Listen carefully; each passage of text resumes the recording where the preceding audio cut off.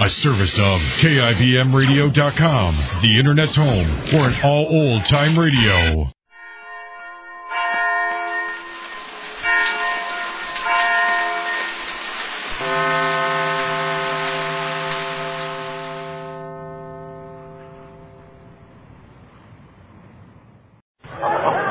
The Johnson Wax Program with Fibber, McGee, and Molly.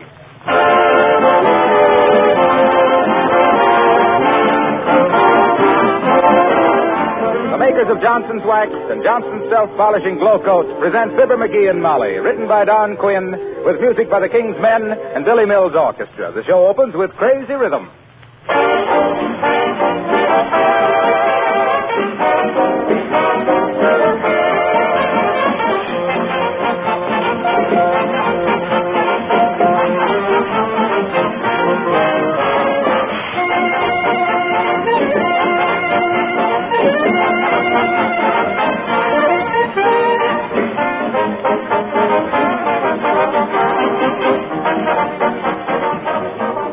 During the coming holiday season, there's probably going to be more activity than usual around your home. There'll be more wear and tear on your floors, especially in the kitchen.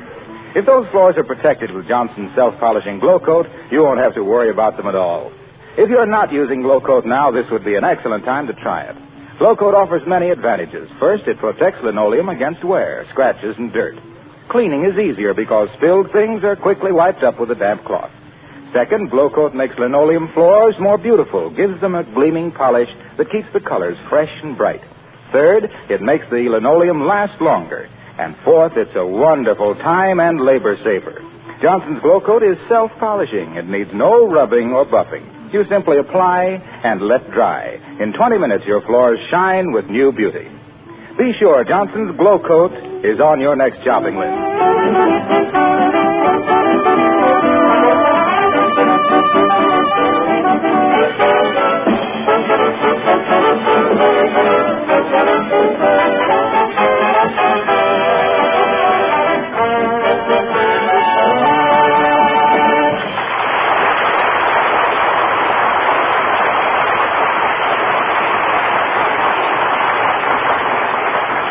Mailing your Christmas packages early is a great idea for two reasons. One, it gets them off your mind. And two, the recipient has time to look his gift over and change yours for something cheaper. So here at 79 Wistful Vista, about to depart for the post office with arms full of packages, we find Fibber, McGee, and Molly.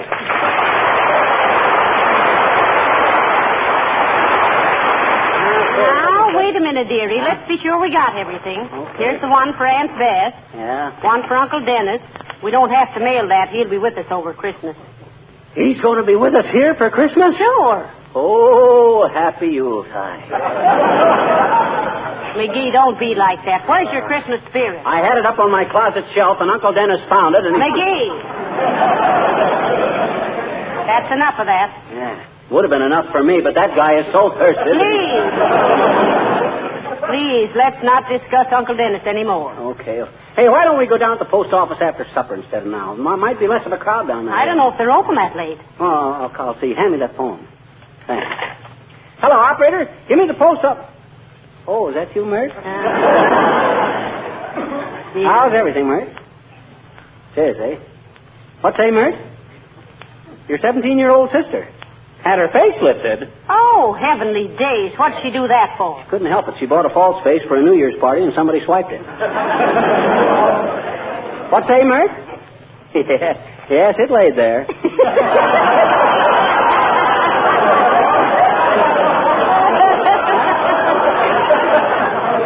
What say? Oh, the post office don't answer, eh? Okay, never mind, Mert. Well, come on, Molly. I guess we better go on down there now. All right. You got enough money with you for stamps? Oh, I don't need any. I got an account with the government. Income tax, FHA, HOLC. Oh, dear. Come in. Hey, Mr. McGee, Huh? come over to my house right away, will you? What's the matter now? His brother was rehearsing his Santa Claus act, and he got a horn caught in his pants. Why, he's too old to be playing with toys like that. That ain't one of the toys. It's one of the reindeer. Hurry, will you? Well, are you going, McGee? No, he ain't the only guy who gets antlers in his pants around Christmas. Now, let's see, you take those 4 packages there, and I'll carry these couple. Hey, what's in this big one here? Which one? This one. Oh, that. Uh-huh. Why, that's a new aluminum baking dish I got for Aunt Sarah. Oh, a camisole, eh? No, you mean casserole, dearie. I do not. Casserole is medicine. Go on. That's castor oil. Well, then what's a camisole? Well, a camisole is the... Well, it's a sort of a... Uh-huh. You see? So it is something you cook in. Well, it could be in hot weather. Well, anyway, I'll bet that's a good thing. No, we'll never get to the post office if people keep coming in like this. See who it is, dearie. Hey, it's Gildersleeve. Oh. With an armful of Christmas presents and a big smile on his face. Oh, dear. Must be bringing us our presents. Oh, and I haven't got his wrapped up yet. Well, Oh, come in, come in, come in. well, hello, Mr. Gildersleeve. How nice to see you. Hi, Gildy, old man. You're looking well. A new suit? Why, no, this is the same suit I always wear. Well, it certainly looks nice. Have a chair, Mr. Gildersleeve. Have a cigar, too. No thanks, I just dropped in. How is dear Mrs. Gildersleeve? Why, she's splendid, thank you. But the reason I came No, over... I was just saying to Molly. Molly, I says, we got to do something nice for Gildersleeve this Christmas. He's been a mighty fine neighbor, I says. And I says, yes, McGee, I says, he's been so nice to us, I says. Though I hope he doesn't give us anything. Well, I'm glad you feel that way about it, Mrs. McGee, because I'm not giving you anything. That is the same old suit you got on, ain't it? Getting pretty baggy, too, if you ask me. Was there something you wanted, Mr. Gildersleeve? We were just leaving for the post office. Oh, yes, McGee told me this morning you were going to the post office. I just stopped in to see if you'd mail these packages for me while you were down there. Hey, wait a minute. Why, shucks, we already got more than we can... And I wish you'd buy me some stamps, too, while you're at it. Say, you might save time, Mr. Gildersleeve, to get your stamps at Kramer's drugstore. Oh, they're too expensive down there. What do you mean expensive? Stamps are the same everywhere. Yeah, I know, but I hate to go into a store and buy stamps. They don't make any profit on them. Well, what's that got to do? So I usually make a few purchases to ease my conscience. Oh, I see. Yes. The last time I bought a 2-cent stamp in the drugstore, I came home with a hot water bottle, toy submarine, 3 rolls of film, a rental detective story, and a couple of badminton rackets, and a big gob of hot fudge on my necktie. A guy as fat as you are has got no business eating hot fudge. Who's fat? Well, besides you, there's Oliver Hardy, Don Wilson, Paul Whiteman. Ooh! You're a hard man, McGee.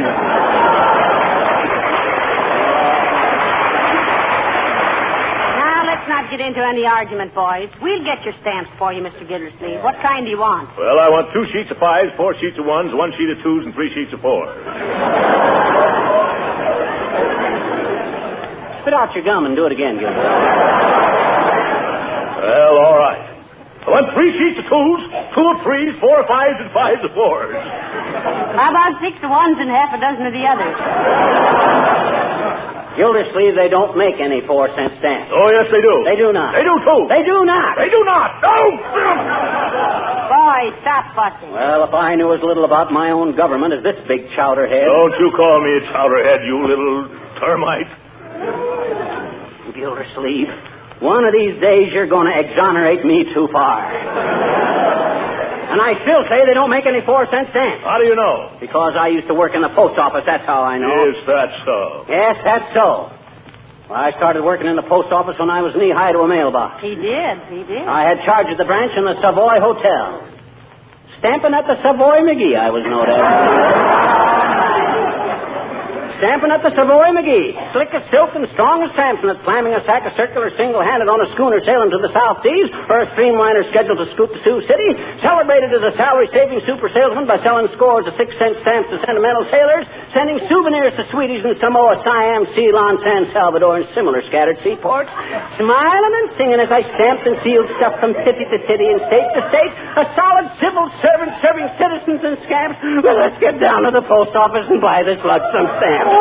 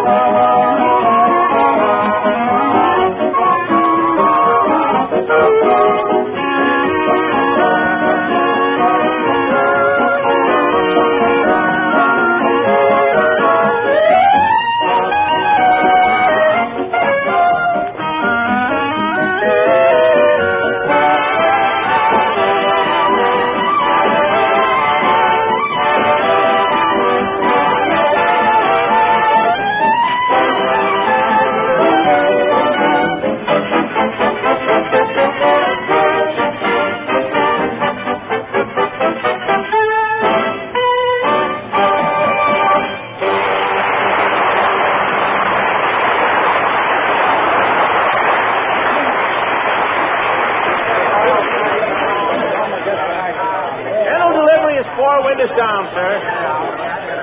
Where can I find the postal savings department?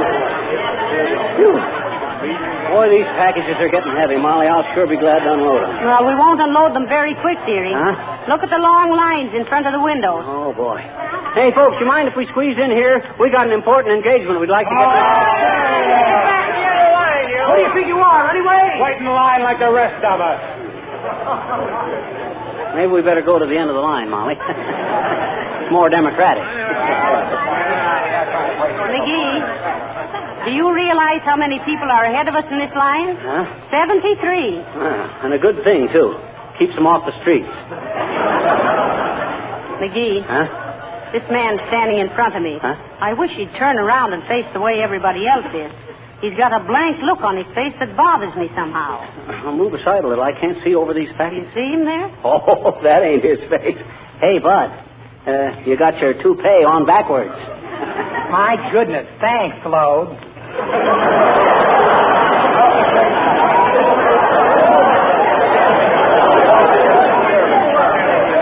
Oh, look, McGee, here comes Mrs. Uppington. Mrs. Uppington, what's she doing in the post office? Don't she know these places are infested with common people?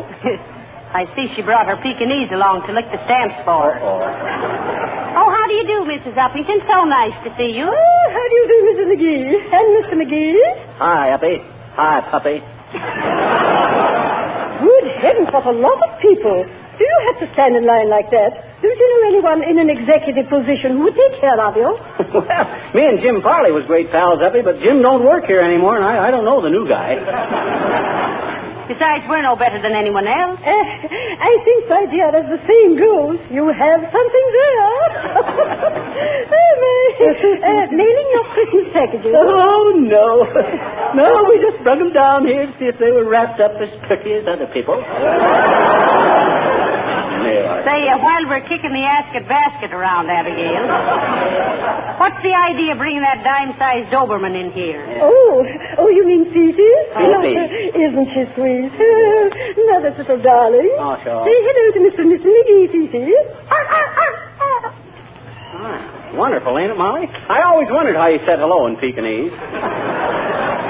Oh, hasn't she a sweet little face? Such bright eyes and such animation.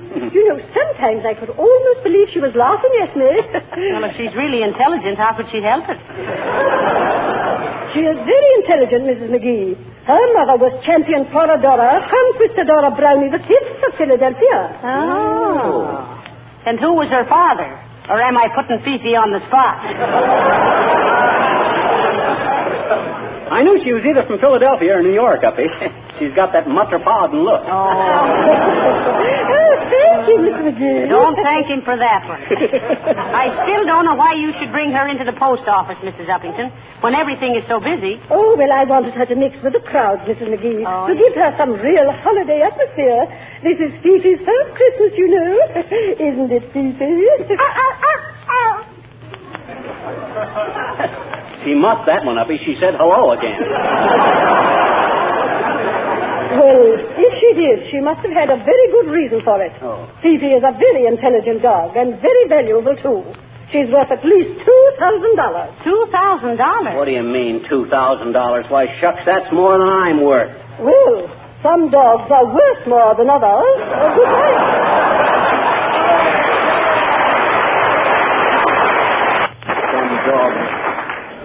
Dogs are worth more than others.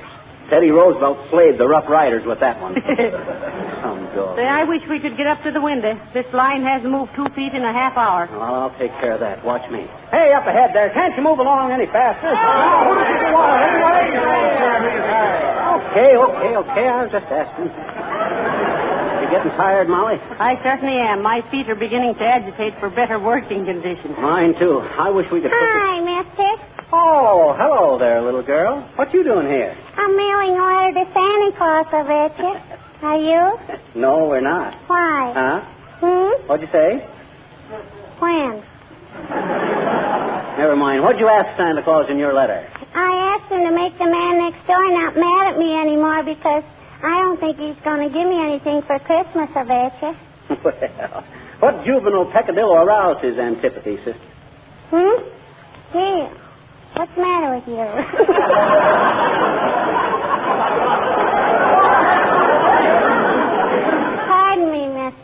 said, what'd you do that made the man next door mad at you? Last summer, I went in his backyard and I picked some of his permission. Some of his what? Permission. You know, it's a kind of a fruit that makes the picker pucker. Oh, I see what you mean. Well, why didn't you ask him if you could pick them? Well, I was afraid he wouldn't give his persimmon. You mean his permission? No, I picked his permissions. Look, sis, you don't pick permissions. You give persimmons. You persnip. Let's start over again and make it pears. All righty. Grizzly pears or teddy pears? So you're mailing a letter to Santa Claus, are you? Sure. You see, here it is. Oh, say, that's pretty good handwriting, sis. I know it. Don't tell me you wrote that. No, my papa wrote it. I always ask him to write my Santa Claus letter. Cute. That's a very good idea. Sure it is, I bet you. All us kids do that because our papas all believe in Santa Claus. Oh, they do, eh? Sure. So why should we tell them any different if it makes them happy? Come on, mister.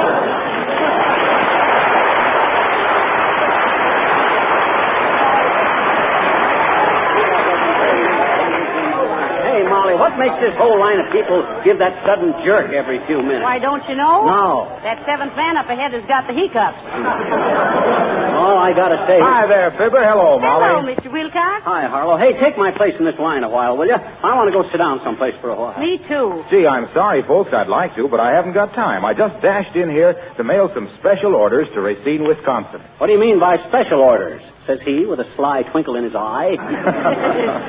Well, you know how important it is to have a home clean and shining with Johnson's Wax when all the family is home for the holidays. Yes, we do. And how gleaming hospitality of Johnson Wax floors and furniture lends an air of cheerfulness to Yuletide gatherings. Yeah, naturally, I understand all that. And how Johnson's Wax will beautify and protect against the wear and tear of Christmas and New Year celebrations. Dad, Rabbit, what's so special about that? Oh, just to get the orders in on time. Oh, I see. So you can do your Christmas shipping early. Don't you get it, Molly? I said... Ah, tain't funny, McGee.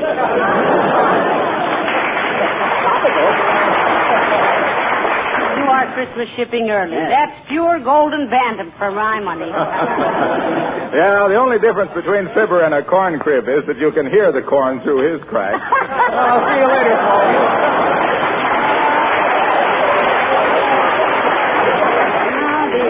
Boy, Say, who'd have thought we'd have to stand in line this long 2 weeks before Christmas? must be all... Blankets, cushions, folding chairs. Might as well be comfortable while you wait, folks. Blankets, folding chairs, cushions. Get your... Oh, hello there, kid. Hello, Mr. Oldtimer. Since when have you been working in the post office, old-timer? No, I'm kind of a pensioner around here, kids. They give me the job in memory of my sister, Nellie. Oh, dear. What happened to your sister, Nellie? Well, we never knew, daughter. She was a Pony Express rider in 1848. One day she disappeared, mail bag and all. I always figured she must have got caught in a landslide. Reckless critter Nellie was. But me and Ma, we never give up hope. We always thought that someday Nellie would... What's the matter?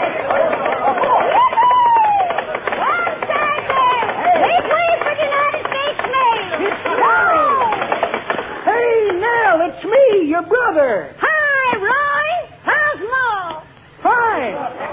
Where have you been? I got caught by Indians. Just got away 3 days ago. They got great news for you, Roy. What's that? They discovered gold in California. You don't say. Yep. Climb up in the saddle, Roy. Soon as I deliver this mail, I gotta go home and get a clean shirt. This buckskin's beginning to chase me. Yes, sir. Make way for the U.S. mail. Yes, sir. I'm with you.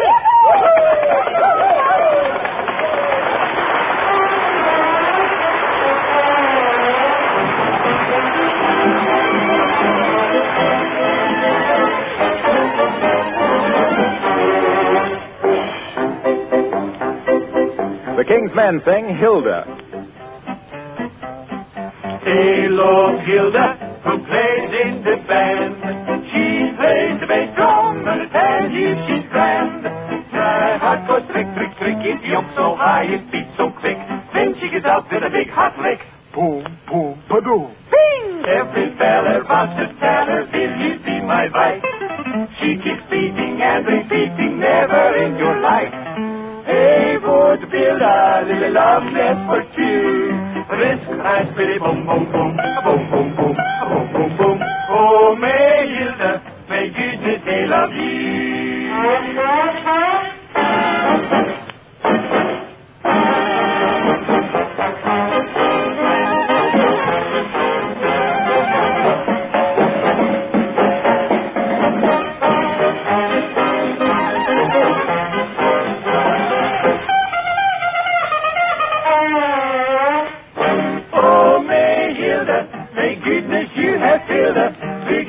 Heart with gladness, it's your ending vein.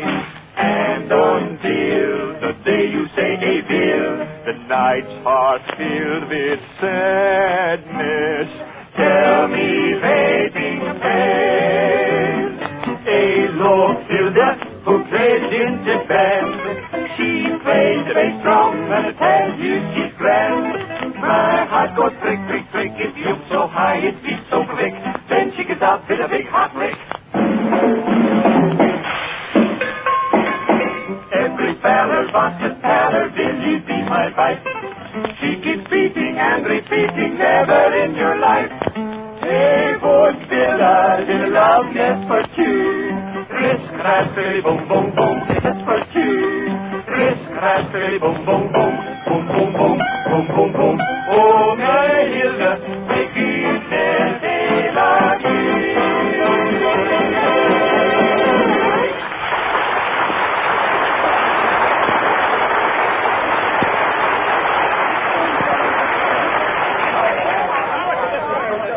McGee, dearie, let me take those packages a while. Your arms must be numb. It ain't so much my arms. It's my foot. My foot is... Uh-oh. Hey, Bud. You in front of me there. Si, senor.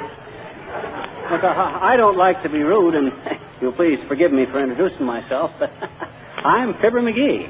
Very happy to meet you, senor. Permit me to introduce me. I am Pedro Gonzalez Gomez Vargas Pereira de Feria. Hi, Pete.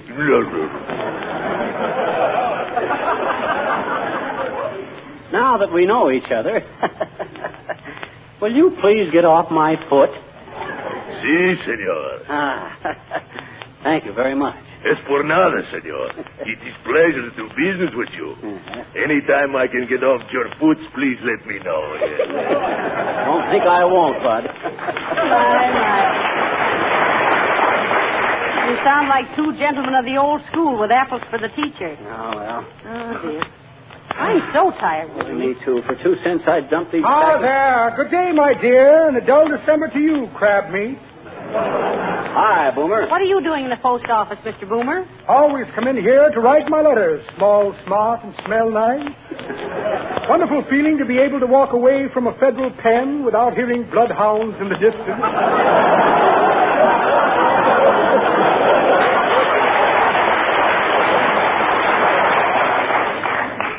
I hope you're writing your dear old mother a Christmas letter, Mr. Boomer. Exactly what I am doing, my dear. Have to be careful what I say, too. The warden reads every word of her letters. Let me see now. What did I do with Mother's letter? I'd like to read it to you. No, never mind, Boomer. We're too tired to... Now, let me see. Where did I put Mother's letter? Had it right here a moment ago. Here's the short end of an exploded cigar. Just the butt of an old joke, you might say. Invitation to a New England boiled dinner.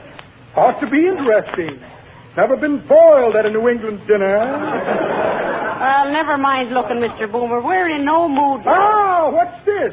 Pair of cellophane gloves. Very handy to let your left hand know what your right hand is doing. Couple of diamond shoulder clips I picked up as I shouldered my way out of a clip joint. And a check. Well, imagine that. A check. Made out to a man named Mortispan. Mortispan, M-O-R-T-I. Excuse me while I go practice the signature. Good day, my dear. Good day to you.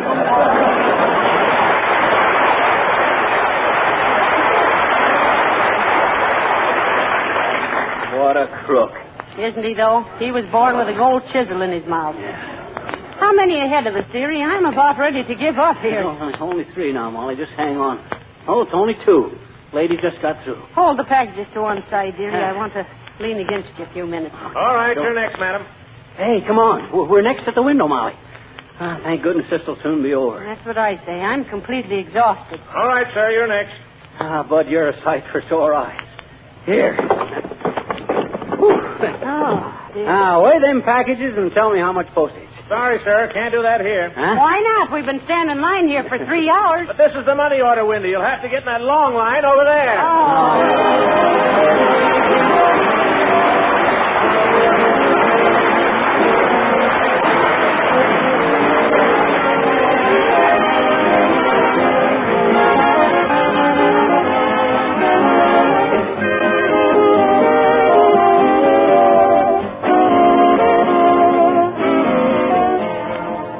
Fibber and Molly will be back in just a moment. Well, these certainly are busy times for all of us. There are so many more things to do than we can possibly squeeze into every 24 hours. That's probably one reason why so many women sing the praises of Johnson's self-polishing Glow Coat, the floor polisher that saves them so many hours of work. With Glow Coat, the care of floors, especially linoleum surfaces, is remarkably simple. There's practically no work to it at all. Just pour a little Glow Coat onto your clean floor, spread it around, and let it dry. Come back in 20 minutes to find a sparkling surface, colors bright and cheerful, protected against scratches and dirt. And Glow Coat will greatly lengthen the life of your linoleum, too. Ask your dealer for Johnson's Glow Coat in the familiar red and yellow can. And by the way, when you're making up your Christmas list, don't forget that either Glow Coat or Johnson's Wax makes a very useful and welcome gift for a friend.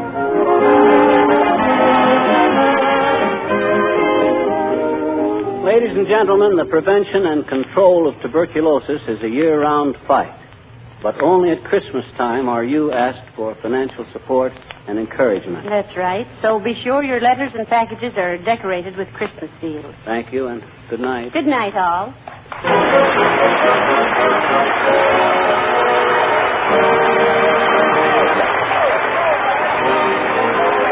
This is Harlow Wilcox, speaking for the makers of Johnson's Wax and Johnson's Self-Polishing Glow Coat, inviting you to be with us again next Tuesday night. Good night.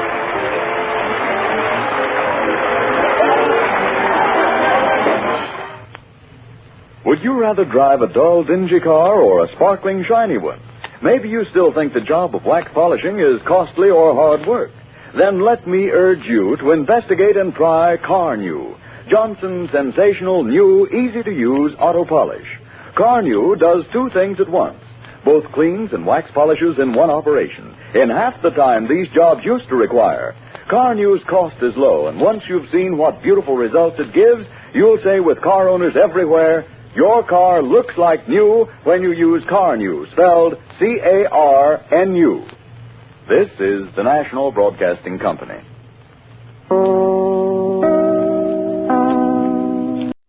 Now, ladies and gentlemen... Hello, Dick. Where did Snooks go? Well, she's around here somewhere, Daddy. Are you very angry with her? I'm just terribly disappointed, that's all. Oh, his hair will grow back soon. Why, I had mine... It's not that, Dick. I knew that was bound to happen sooner or later. Has she done something else? My wife tells me she's ransacked all the closets and torn open every one of the Christmas presents we've been hiding. Uh-oh. Oh, there she goes now, in the dressing room. I must have a talk with her. See you later, Dick.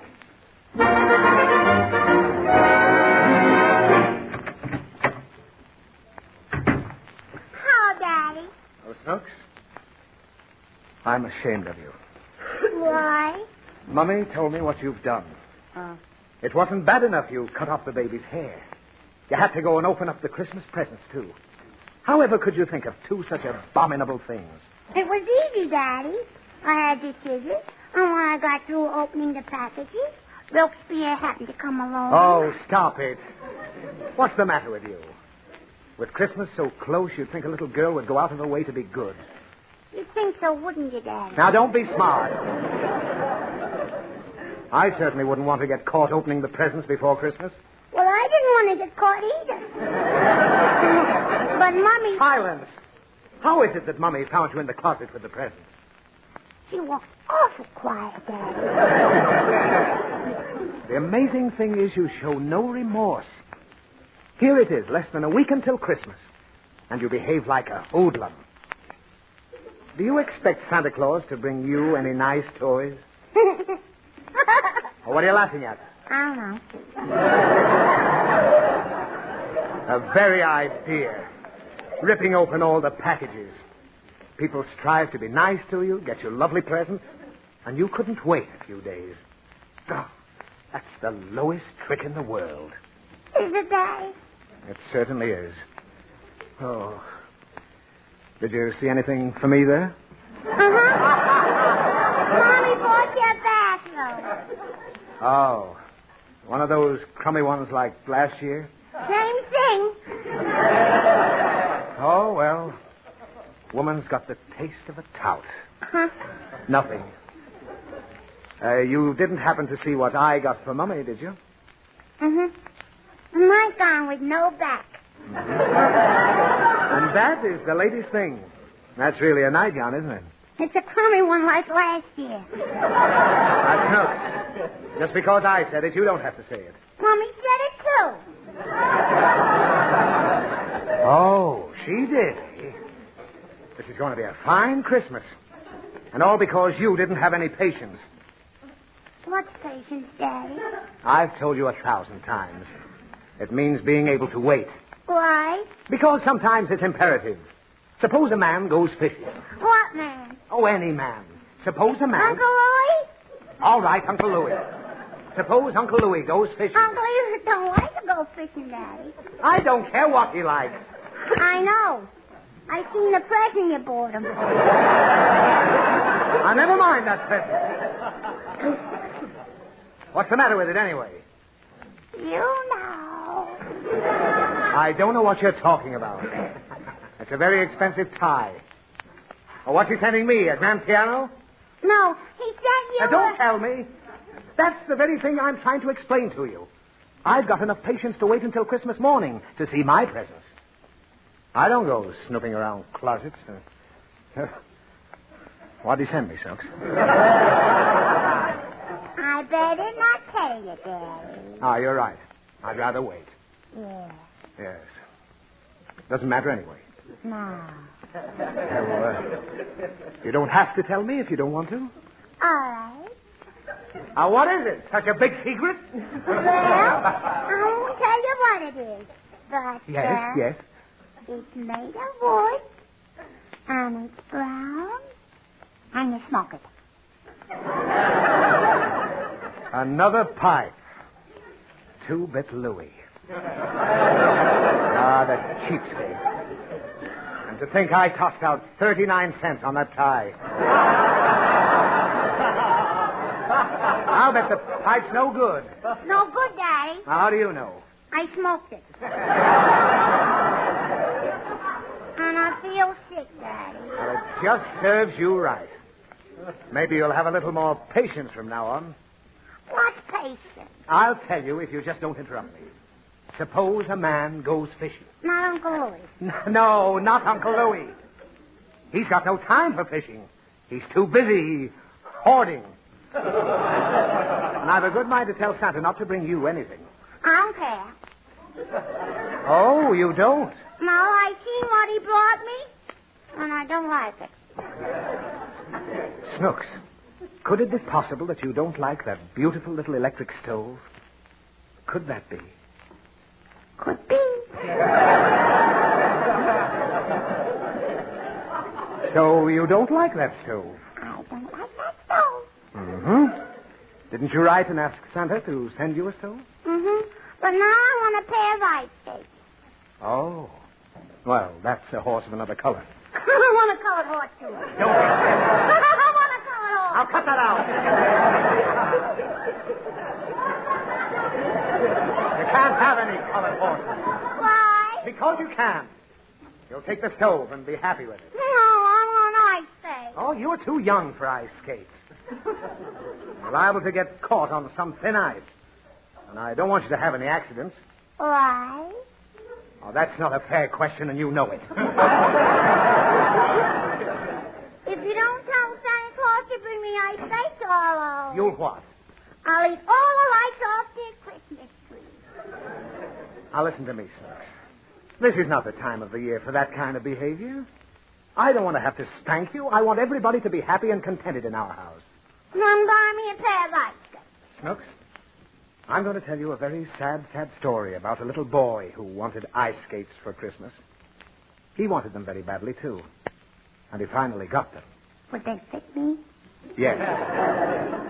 Well, this poor child lived in a miserable shack with his stepmother and his stepfather. He was only a little lad. Was he a stepladder? No, he was an orphan. These awful people had adopted him and made him work so they could loaf. And every day they beat him. Where's the skates? I'm coming to the skates. One Christmas, as the child was selling his papers in the street, it was freezing, and he had no coat. But he had skates. Not yet. He was shivering in the cold, and he happened to walk past a wonderful toy shop. In the center of the window, gleaming, polished, there hung a salami? No, a pair of skates.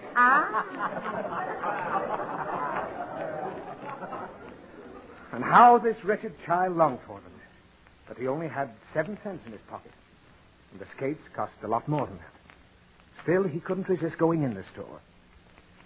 Well, as soon as the storekeeper sized up the situation, he did a very noble thing. He gave the little boy the skates for nothing. I'm wonderful, Daddy. Oh, he meant well. But the child took the skates and dashed over to a frozen pond. The ice was thin in one spot. And the unfortunate child fell through. It was some time before he was rescued. But they got him out. Barely a spark of life left in him. So they rushed the little tyke to the hospital. And for days his life hung in the balance. Mm-hmm. Well, in the small hours of the morning, just before Christmas, the end came. The broken-hearted storekeeper blamed himself for the accident. And 2 days later, he passed away from grief. Both gone. The kind storekeeper and the little boy. Now, doesn't that make you stop and think? Mm-hmm. What are you thinking about? What did they do with the skates? Oh, what's the use? I'll buy you a pair of skates. Come on. Merry Christmas, everybody.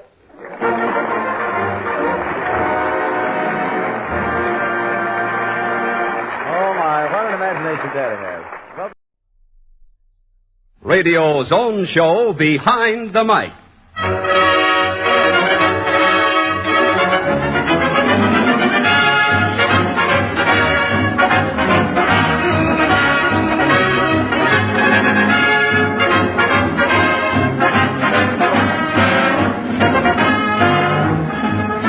Radio. With the switch of a dial, radio brings you tragedy, comedy, entertainment, information, education, a whole world at your command. But there are stories behind radio, stories behind your favorite program, and favorite personalities and radio people you never hear of. Stories as amusing, dramatic, and as interesting as any make-believe stories you hear on the air. And that's what we give you. The human interest, the glamour, the tragedy, the comedy, and information that are behind the mic. And now, presenting the man who will carry on in the absence of Graham McNamee, one of radio's foremost announcers, the popular Ben Grauer.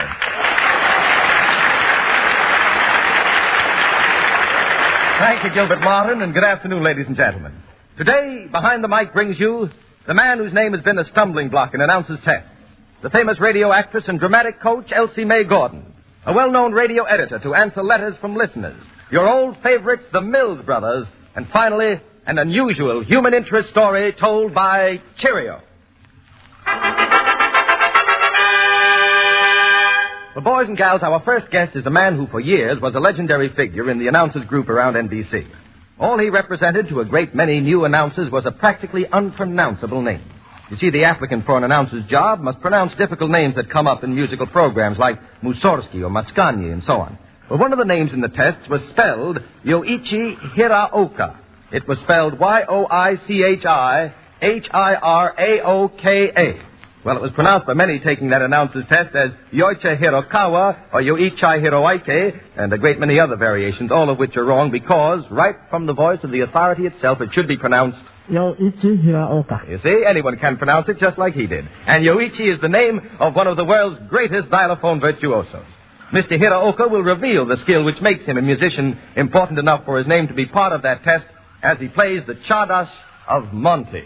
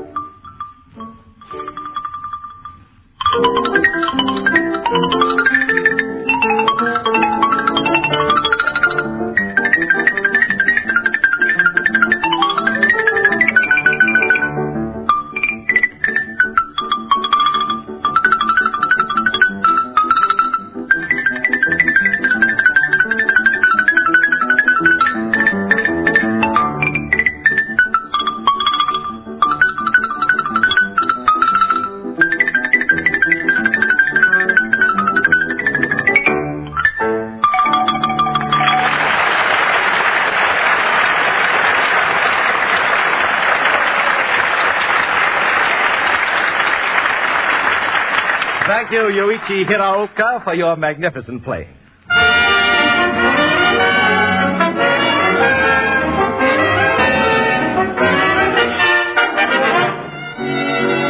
When a radio performer is just getting his or her start, or an experienced performer feels that he wants to widen his field, learn how to interpret different types of roles and dialects than he's used to doing, he'll sometimes go to a person who plays a very important part in radio, the dramatic coach. As a sideline to her being one of the best and most versatile of actresses in radio, Elsie Mae Gordon is a dramatic coach. And here she is to tell you about and show you something of this art. I'm very happy to present Elsie Mae Gordon. How do you do?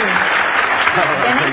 Don't mind if I call you Benny? I love it. Elsie, what ability must a dramatic coach have? Well, personally, I believe a dramatic coach should be a pretty good actor, should have a thorough knowledge of acting and of voice production, and to be able to teach both. Well, now, you're an expert on how to speak correctly. As a matter of fact, Elsie, you had a program of your own on voice. Yes, I had a program called Your Voice and You, an NBC feature. I've announced it many times. Well, now, you're not only an expert dramatic character actress, you're also a dialect expert. You do practically all dialects. I wonder if you could give us an example of your dialect coaching technique. Well, I'd be glad to give you an idea, at least. Well, fine. For example, here's a young actress, Elaine Kent, Elsie. who has appeared in such shows as John's Other Wife, Our Gal Sunday, Great Plays, and other productions. And Miss Kent's problem's this. In 3 days, she's going to try for a role in a daytime serial in which she has to do an Irish dialect. Yes, it's a part of a cook, and I know very little about Irish dialect. Miss Gordon, I wonder if you could coach me in it in time for me to try out for that part. Well, Miss Kent, to really do a good character job, you have to know your people, and that requires time and study, of course. Oh, I understand that. But you see, I haven't got the time to do that because I have to do this audition in a couple of days. I know, and I'm frequently called upon to coach in just such a hurried manner. So we have to learn by imitation purely. And in imitating, we approach it from 2 or 3 points of view. First, physical aspect, then the mental, and then the sheerly technical. In other words, we're going to pick a character that is typical. If I'm going to show you how to do a Negro dialect, don't mean that every colored person talk like this, but I'm going to pick something that's typical. And if we're going to do a Frenchman, they don't all say this and that, but we'd pick a this and that, n'est-ce pas? So to get back to the Irishman, I'm going to select Bridget O'Halloran, an Irish washwoman. So to give the physical aspect, separate your feet and get a good broad stance there, and put your hands on your hips, elbows akimbo. And I'm going to ask you to demonstrate how we get to the mental state of mind of Bridget to imitate me as I say a few phrases, characteristic phrases. Go on with you now. Go on with you now. The loons, they talk and they talk about will they be fighting. The loons, they talk about will they be fighting. Sure, and you kissed the Blarney store. I'm sure, and you've kissed the Blarney store. Well, now you begin to feel more like the Irish washwoman, yes, don't you? I do. And it helps a bit to wave the head at the top from the hips. Now, I'm going to give you this sentence, and it reads, yes, the gentleman told me if I came to you, you would show me how to speak with or without an accent. And I want you to give it to me in your best Irish. Go on now. Yes, the gentleman told me if I came to you, you'd show me how to speak with or without an accent. And that's pretty good because you got the R's there and all the rest of it. But it's not good enough. So I want you to imitate me, and we'll change yes to yes. Listen carefully, and the gentleman to gentleman. Yes. Oh, yes, the gentleman told me. Oh, yes, the gentleman told me. And you notice what we did with the word told? We put an extra L or two. We want to twist the tongue around it, make it a good brogue. Oh, yes, the gentleman told me. Oh, yes, the gentleman told me. If I'd go to you. If I'd go to you. Now, we put in a phrase, a technical phrase. You'd be after showing me. You'd be after showing me. And we don't spell after, A-F-T-E-R. We say A-F-T-H-E-R. Say, after showing me. After showing me. How to speak. S-H-P-A-K-E, speak. How to speak. How to speak. You see how we go at these words? How to speak with or without me accent. How to speak with or without me accent. Now, would you be reading it for me that way? Yes, the gentleman told me if I came to you, you'd be after showing me how to speak with or without me accent. Well, would you girls be after pardon me and making this interruption? That's all the time we have. Well, I'll be seeing you tomorrow, lass. Right. Thank you very much, Elsie and Elaine.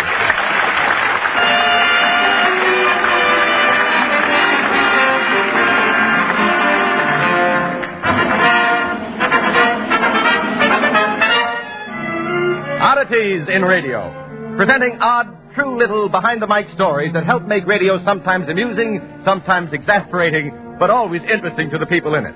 This week's oddity. Now we'll give you further examples of your favorite announcer's flops, mistakes on the air. David Ross, in advertising a popular mouthwash, said, "You will be delighted with the taste of this new, invigorating mouthwash." Yes, and some years ago, the Dean of Announcers, Milton Cross, was giving an announcement from the Veterans Bureau about financial assistance to indigent World War veterans with 50% disability. But Milt said it this way. Requests to the Veterans Bureau should be sent by indignant veterans who can prove 50% desirability. And a couple of weeks ago, our own announcer on this program, my colleague Gil Martin, made an announcement on behalf of the government, and he was supposed to ask, do you want a civil service job? But it came out like this. Do you want a Chibble Jervis sob? Carl Dickerman of WEEI in Boston, in plugging a well-known dishwashing machine, said, try a Conover dishwashing machine to wash your dishes. Then we recall Harry Von Zell, who in introducing the then President of the United States said, we pay tribute to our great President, Hubert Heaver. And finally, the announcer, who shall remain nameless, who, in plugging a well-known beverage, said, "Fill up your glass with Boopert's Rear."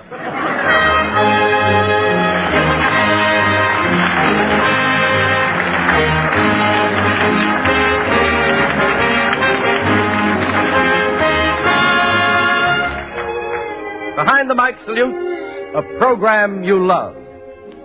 We in radio believe that our profession has a tradition of which it can well be proud. A tradition of good programs that linger fondly in the memory.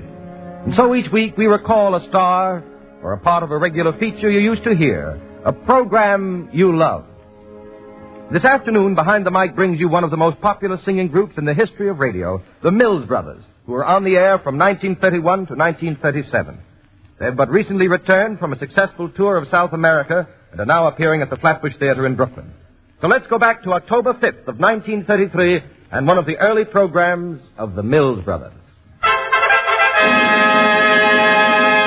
Good evening, everyone. To open their program tonight, the Mills Brothers, four boys and a guitar, present their own unique arrangement of that old-time favorite, Swanee River.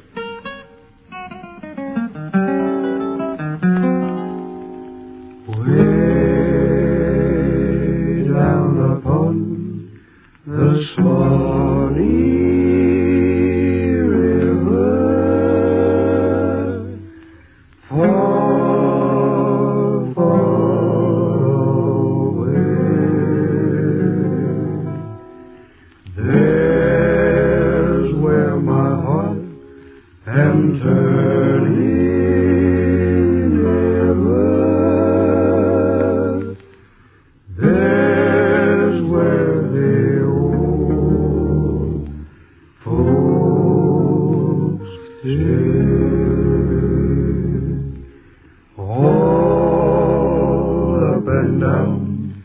the whole creation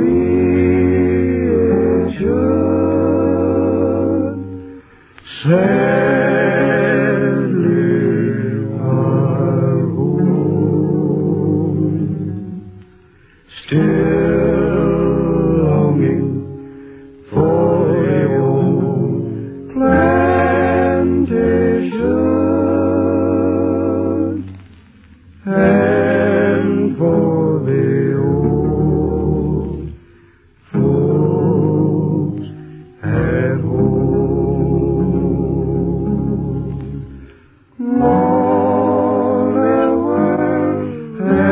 sad and dreary, everywhere I roam.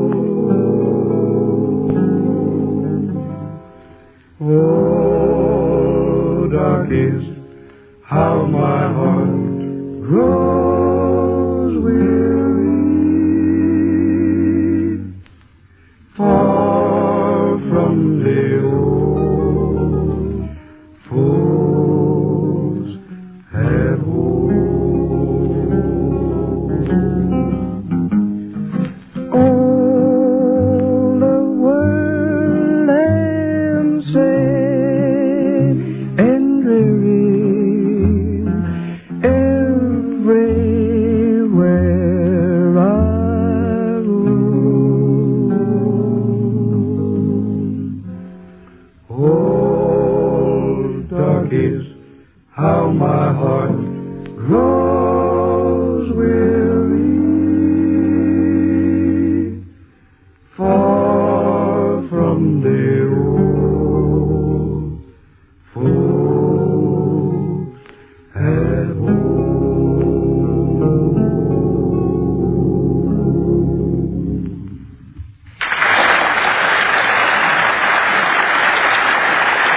Now, in that unique style of theirs which had become so famous, Funiculi, Funicula.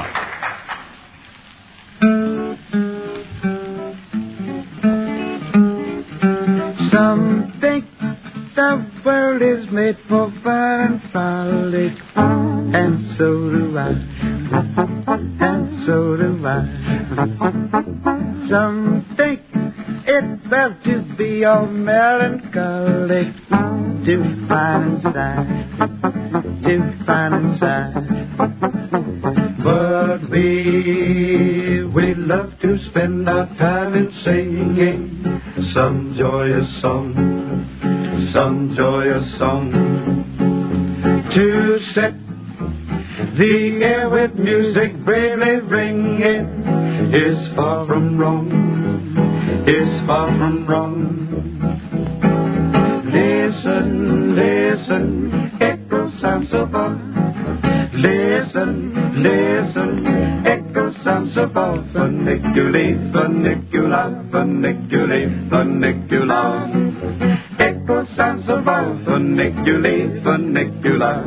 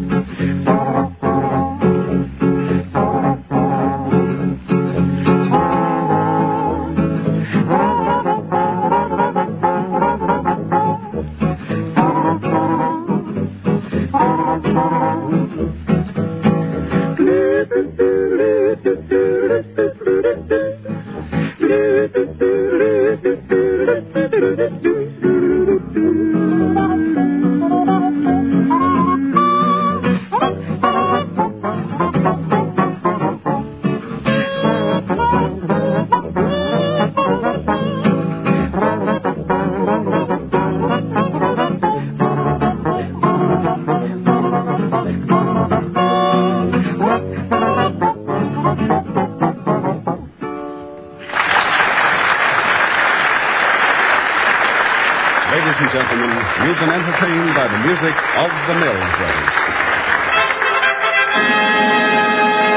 And on behalf of our listeners, I want to thank the Mills Brothers for the pleasure they've given us in the past and express the hope that they'll soon be on the air regularly again.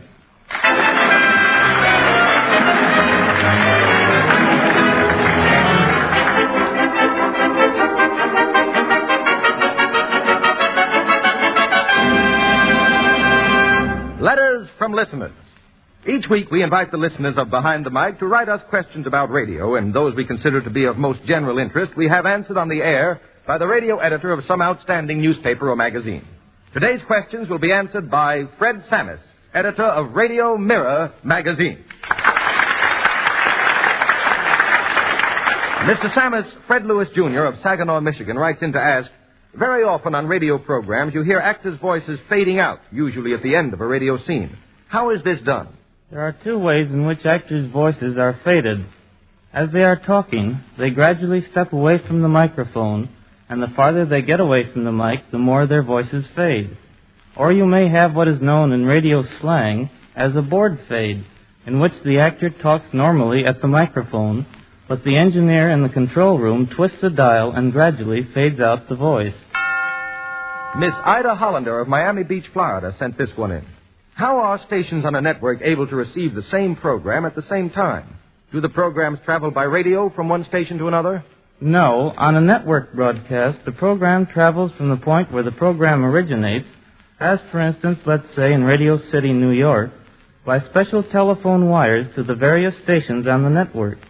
When the program is received at the station by telephone wire, its volume is then amplified or increased and sent out by each individual station over its own radio transmitter.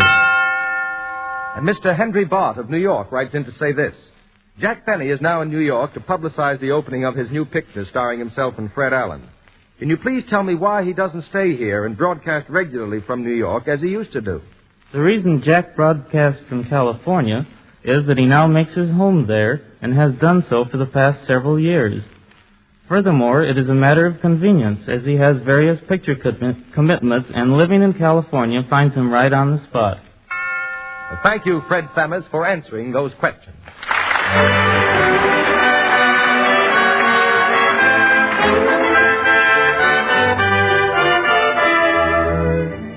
There are certain names in radio which are remembered with genuine and lasting affection. High in this list is the name of Cheerio.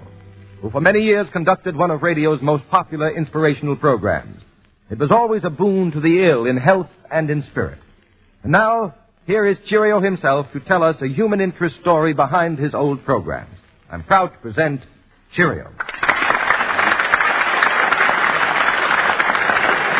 Cheerio, first I want to tell you that we've received a great many letters from our listeners asking what's become of you, just what you've been doing since you left the air last April.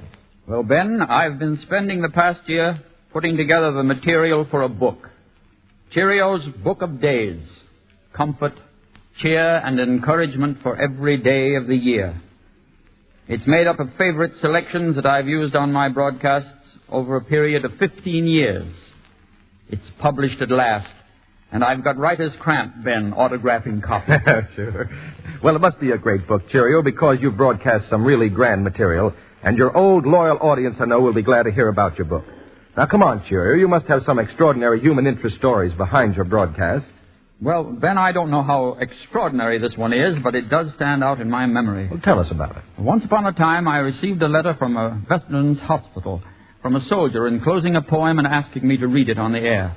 He said it had been given him by a nurse who had helped him back to health after the war. I read this poem over the air, and a few days later, I received a letter from a woman who said that she had been the nurse who had given the soldier that poem. She told me why she'd given it to him. The story starts in a base hospital in Paris in 1919. She was taking care of a patient who seemed to be particularly grateful to her. One day, as she was dressing his wounds, the soldier became very... There. How's that? All right. Now that the dressing's over. Yes, I know. Changing the bandages does hurt. Have a cigarette? Thanks. Gee, nurse, I don't know how to thank you. You've been pretty swell to me. Oh, that's just my job. Yeah, maybe, but you're swell just the same. I'm not the sentimental kind, Miss Wilson, but there's just one other person I think as much of as I think of you. Mm-hmm. He's dead now. He was my buddy. Oh, I see. Yeah, if it wasn't for him, I wouldn't be here, even with this bum leg. I remember going over the top. We ran into a machine gun nest that almost wiped out the whole company. Got me in the leg. The rest of the boys beat it back to the lines. They had to. But there I was, out in no man's land. My leg felt like it had almost dropped off with pain. Then Fritz started dropping shells all around me. But I didn't care. And then I felt myself being lifted. It was my buddy. He'd come out after me. He started dragging me back to our trenches. He got me up to the parapet, and one of the boys pulled me down into the trench. Just as my buddy began to climb down, the machine gun started again and got him. He never knew what hit him. Your buddy must have been a brave man. He sure was. There was never a better, finer guy than Bill White. Bill White? Was he tall, good-looking man with black hair? Did he have a small crescent scar on his forehead? Yeah, that was Bill. Did you know him? Know him? He was my fiancé. He was reported missing. I never knew what happened to him. I thought for a while that he was captured, but then somehow I knew he was dead. I used to wake at night screaming, seeing Bill lying in some muddy field, suffering horribly before he went. I'm glad he died the way he did. Fast. I'm glad. Thank you, soldier, for letting me know. Now at least I know what happened. You see, later, the nurse gave the soldier this poem. It had become her favorite because, she said, it expressed her experience. And Cheerio, what was that poem? It was by a woman, Jessie B. Rittenhouse, and that nurse explained that the poet speaks for all women in war.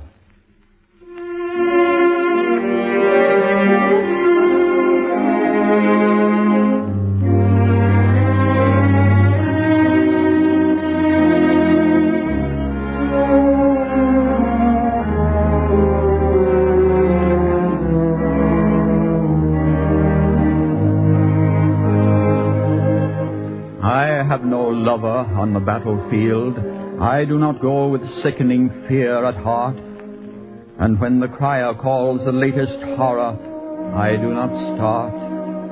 I have no lover on the battlefield. I am exempt from terror of the night. I can lie down serene and unregarding until the light. But on the battlefield, had I a lover, how life would purge itself of petty pain. And what would matter all the petty losses, the petty gain?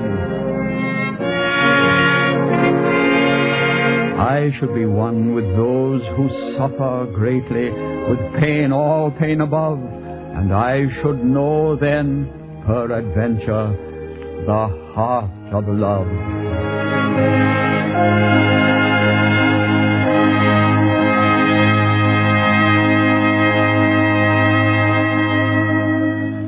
Thank you, Cheerio, and success to your book.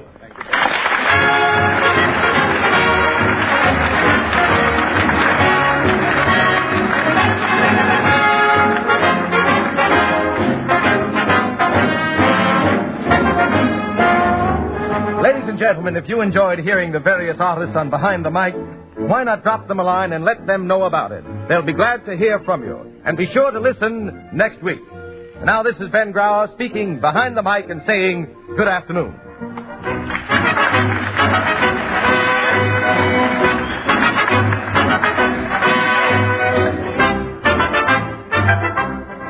Friends, be sure to listen again next week when Behind the Mic will bring you a salute to Roxy's gang with members of the original gang, an actual rehearsal of a radio version of The Citadel with screen and stage stars Ralph Forbes and Jill Esmond. In addition to which there'll be more of the glamour, the human interest, the comedy, and the drama that are found behind the mic.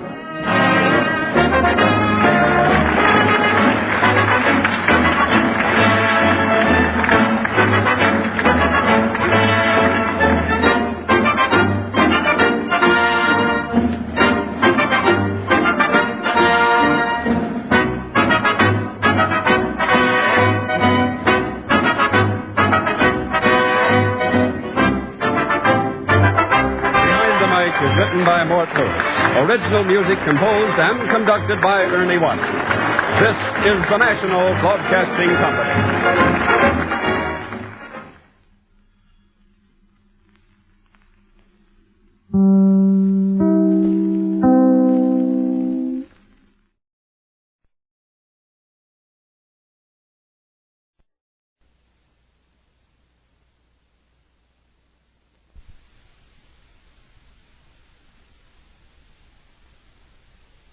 You are aware of the plot to overthrow Christmas, which has been going on for some time now. In fact, Norman Corwin wrote a play called The Plot to Overthrow Christmas, which has been broadcast on CBS for 3 years. Tonight, you will hear it again. This presentation is by way of a Christmas gift from CBS to its listeners on the principle that the best presents you can give your friends are the things you want for yourself.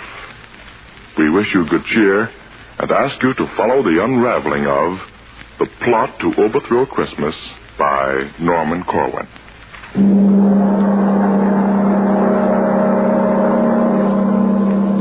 Did you hear about the plot to overthrow Christmas? Well, gather ye now from Maine to the Isthmus of Panama and listen to the story of the utter inglory of some gory goings-on in hell. Now, it happened in Hades, ladies and gentlemen. It happened down there that the fiends held a meeting. The fiends held a meeting for the purpose of defeating Christmas. With the aid of a fade on the radio, we'll take you there with a hi and a Haidee-ho to hear firsthand the brewing of the plot down in the deepest Stygian grot. Grot is a poetical term for grotto. Whenever you hear my voce sotto, or sotto voce, whichever you prefer, it's just I taking pains to make quite sure that nobody makes a poetical allusion which might in any way create confusion. I return you now to the voice you were hearing before I had to do this interfering.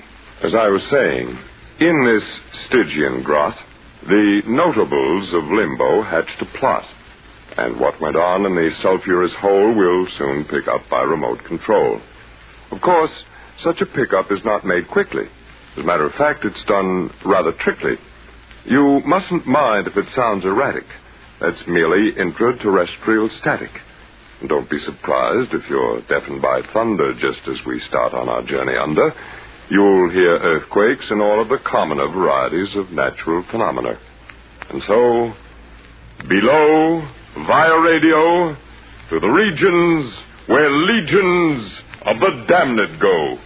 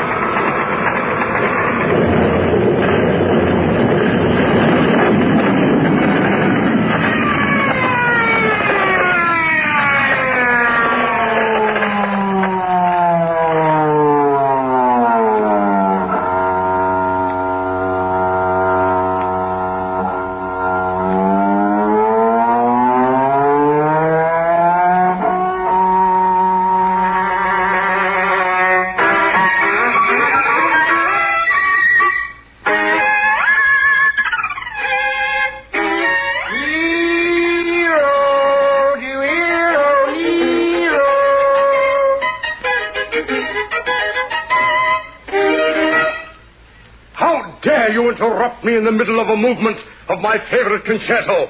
You should look to the improvement of your manners. Sir, if you please, my apologies. I would not have intruded upon your recital if the matter were not so terribly vital. The most important matter in the world is piddling when it comes to be compared with Nero's fiddling. Now, what you say may be very true, but I have been sent here to summon you to a great mass meeting of the tortured souls down in the grot of the flaming coal. A meeting? What for? What's the big idea? Why can't a fellow have some peace down here? Peace, poor soul, can't be found on the premises. This is a region abounding in nemesis. Now you're talking like a travel folder. Tell me, varlet, before I smolder, why are we meeting? Who's on the spot? We're meeting in order to fabricate a plot. A plot against the festival that mortal men comfort in and gladden in again and again. You see, every year... Never mind the facts. I don't want to hear how mortal man acts. The only information about which I care concerns the mass meeting and who'll be there. His wickedness, Mephisto, will preside. Naturally. And several of the Borgias will be sitting at his side. And down in front, by the sizzling sodium, will be many personalities noted for their odium. Haman, Caligula, Medusa, and the Greek. That's all very nice, but what about me? Oh, you will be sitting in row A, center, between Ivan the Terrible, the Tormentor, and Circe. Mercy!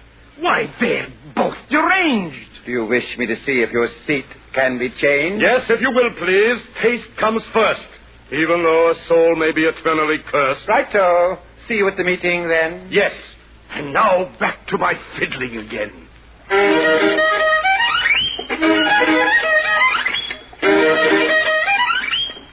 is I, the sotto voce person. It should have been explained that Nero's rehearsing for nothing in particular. He's just that way. While hell's fires burn, he likes to play. Makes it feel a little more at home. It's just an avocation he picked up in Rome.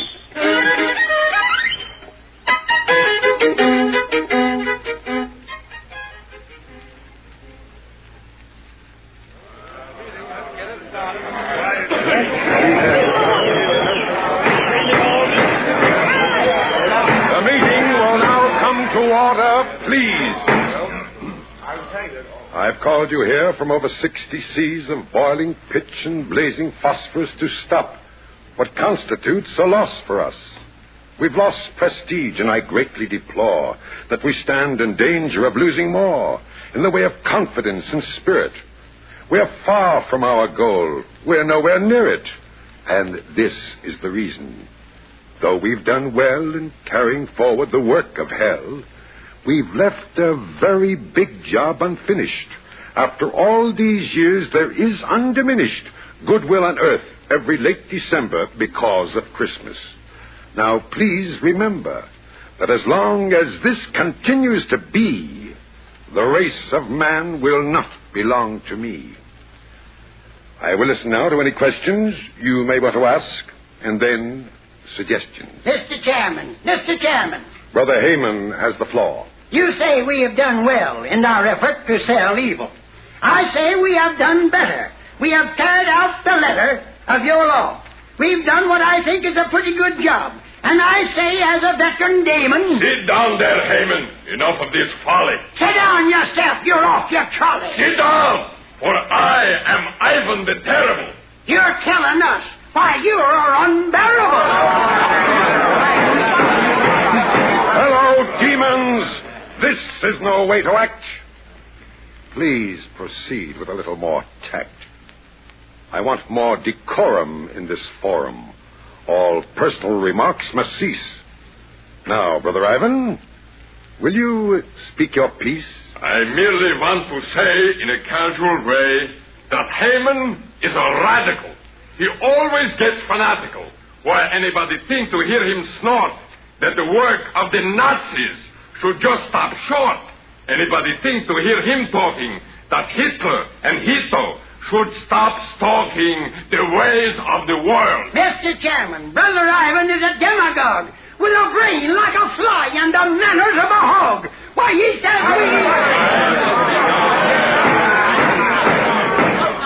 Now that's enough. We will hear from others. Surely there must be among you brothers enough venom and malevolence to crush a mortal man's benevolence. It's come to this. Are we going to let a little holiday like Christmas get the better of us all down here below? No. Very well then, sirs. Very well. Let's go.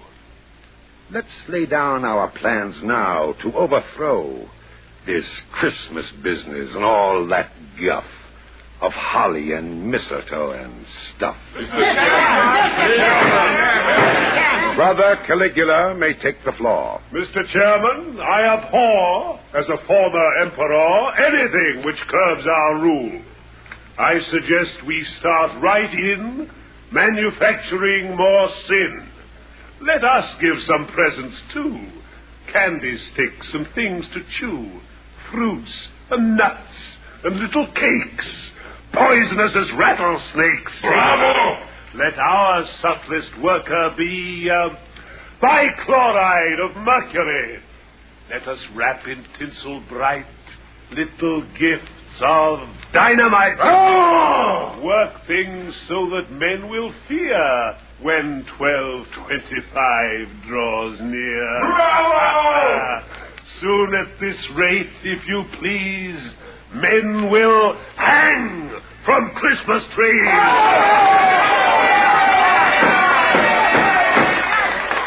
My dear Caligula, permit the chair to say that we think you've got something there. And now, with this fine start, let's hear some more. Yes, Brother Nero, do you want the floor? With all due respect to Caligula's views, I think there's a better method we can use. I've just heard lately men are giving the razz to classical music by making it jazz. They're swinging it Bach and what is keener, they're doing the shag to Palestrina. Yeah. As a connoisseur of music, of course I love the works of Rimsky-Korsakov. But today I note with a bitter shrug they've made Scheherazade a jitterbug. Much as we admire your clever rhyme, will you get to the point? We're wasting time. I was just about to say, when interrupted, that Christmas can easily be corrupted. If you take and swing all the Christmas carols, I think of the evil. Just barrels and barrels of sacrilege every time you play a pious song in a profane way. Why, once you entice them to swing Noel, then victory belongs to us fiends. Well...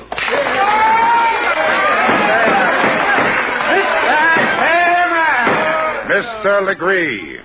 I'd like to say that it seems to me that you all's barking up a coonless tree. I think Mr. Nero's made a wrong guess. The way to go about it is to get in Congress, bribe a bunch of senators who know their oaths, and just make a purchase of a block of votes. And then they can legislate a situation where they rules all Christmas right out of the nation. They can all get together and pass a law where there ain't going to be no Christmas anymore. I think Legree's suggestion is a beaut. That's very cute and quite astute. To me, it seems a bit impractical because you have to be so tactical. Why? For instance, now Senator Hoots Sell, his vote to our lobbyists might very well sell right out again and become a tool of agencies representing the Yule. By the eternal night. That's right. Mr. Chairman. Yes, Miss Borgia. I say that we should all give pause to think about this Santa Claus. He is the man behind the scenes, the symbol of what Christmas means. If we could rub him out, my friend, our troubles would be at an end. Just think how it would tickle us to liquidate St. Nicholas. A girl like me could fascinate the guy and then assassinate? Do you think that you could do it, pretty one? Are you sure you wouldn't be by pity one? Sometimes you are an awful tease, my master Mephistopheles. Ain't I murdered several dozens? Poisoned uncles, aunts, and cousins? Don't my work right here in Hades make me first among the ladies? Men of virtue all have cussed me. I am sure that you can trust me. Of that we haven't a particle of a doubt, Miss Borgia. And I'm sure we all have nothing but kind feelings towards you. But many times a woman's spy, alas, adores her victim. Dames make poor ambassadors. Do you imply that such defects are found inherent in my sex? I do. Well, listen here, old Ironside. You're heading for some cyanides. You've crossed a Borgia, and you know the consequences that follow. Come, disciples. This is very bad. There's nothing to be gained by getting mad. Suppose we put the matter to a vote. First, the plan of Brother Nero's, viz., to swing the hymns and pious music. All those for will please respond by raising up a paw. For? And those against? Against! Very well. Now, the project of Legree's. Who is there here who totally agrees? I do. Legree votes for himself. And those opposed? Opposed! And now, all those who favor Borgia's cause, it being to eliminate Santa Claus. Aye!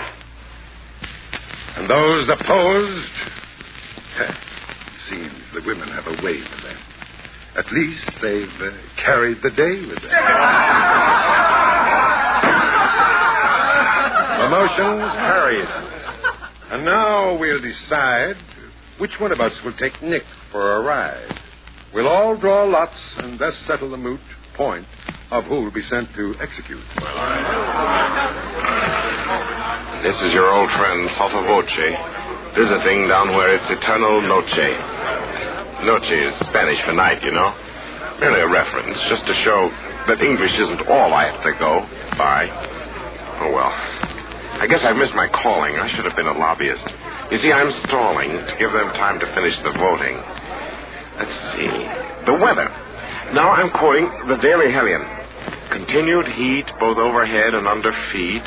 Fresh and moderate gases blowing up to gale force and then going north by westerly. Light showers of brimstone toward the evening hours. That's what it says here. I'm not fibbing. How am I doing with my ad-libbing? This is a thing a gabbard have fun with. Say, the drawing should soon be done with. We expect the results at any moment now. As soon as...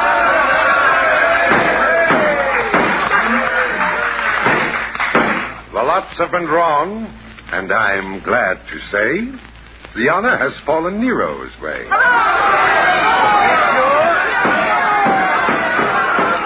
Now, Nero, you are charged with a great task. It's the evilest deed that we could ask a fiend to do. We'll be proud of you. Now, just one moment. How do I get there? What do I wear? Is it dry or wet there? Is it fact or fancy or just word of mouth that he lives at the pole? Is it north or south? If he dwells in the regions to which I've referred, must I pass through a camp of Admiral Byrd? What shall I use when it comes to the showdown? A gun or a dagger? Well, give me the lowdown. Now, Nero, you needn't sound so tragic. You'll get to Earth by the blackest magic. To create an express elevator is simple for an expert spell creator. With a lot of pyrotechnic dazzle, we'll let you off on a hill in Basel, Switzerland. From there, you will make your way to the Arctic Circle, then break your way through ice with a blowtorch. After a while, you are bound to reach Santa's domicile.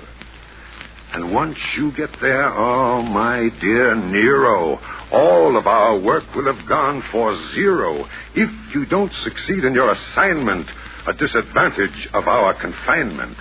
In limbo is the fact that we only get one chance in all the eternal roulette of circumstance. I know. If at first we don't succeed, we can try again. But there is no need, because nothing will come of it. Meaning no offense, do you mind if I take my departure hence?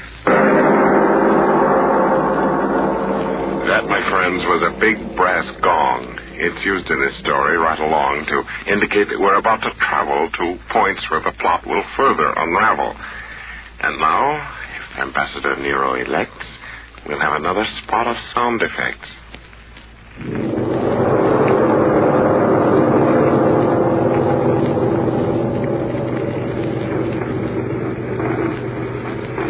Tell me, stranger.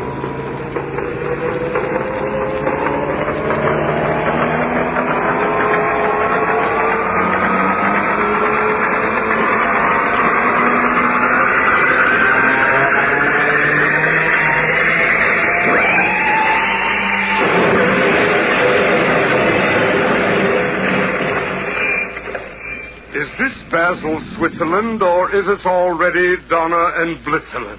Donner und Blitzenlands, 5,000 miles away. Thank you, mister. Good day.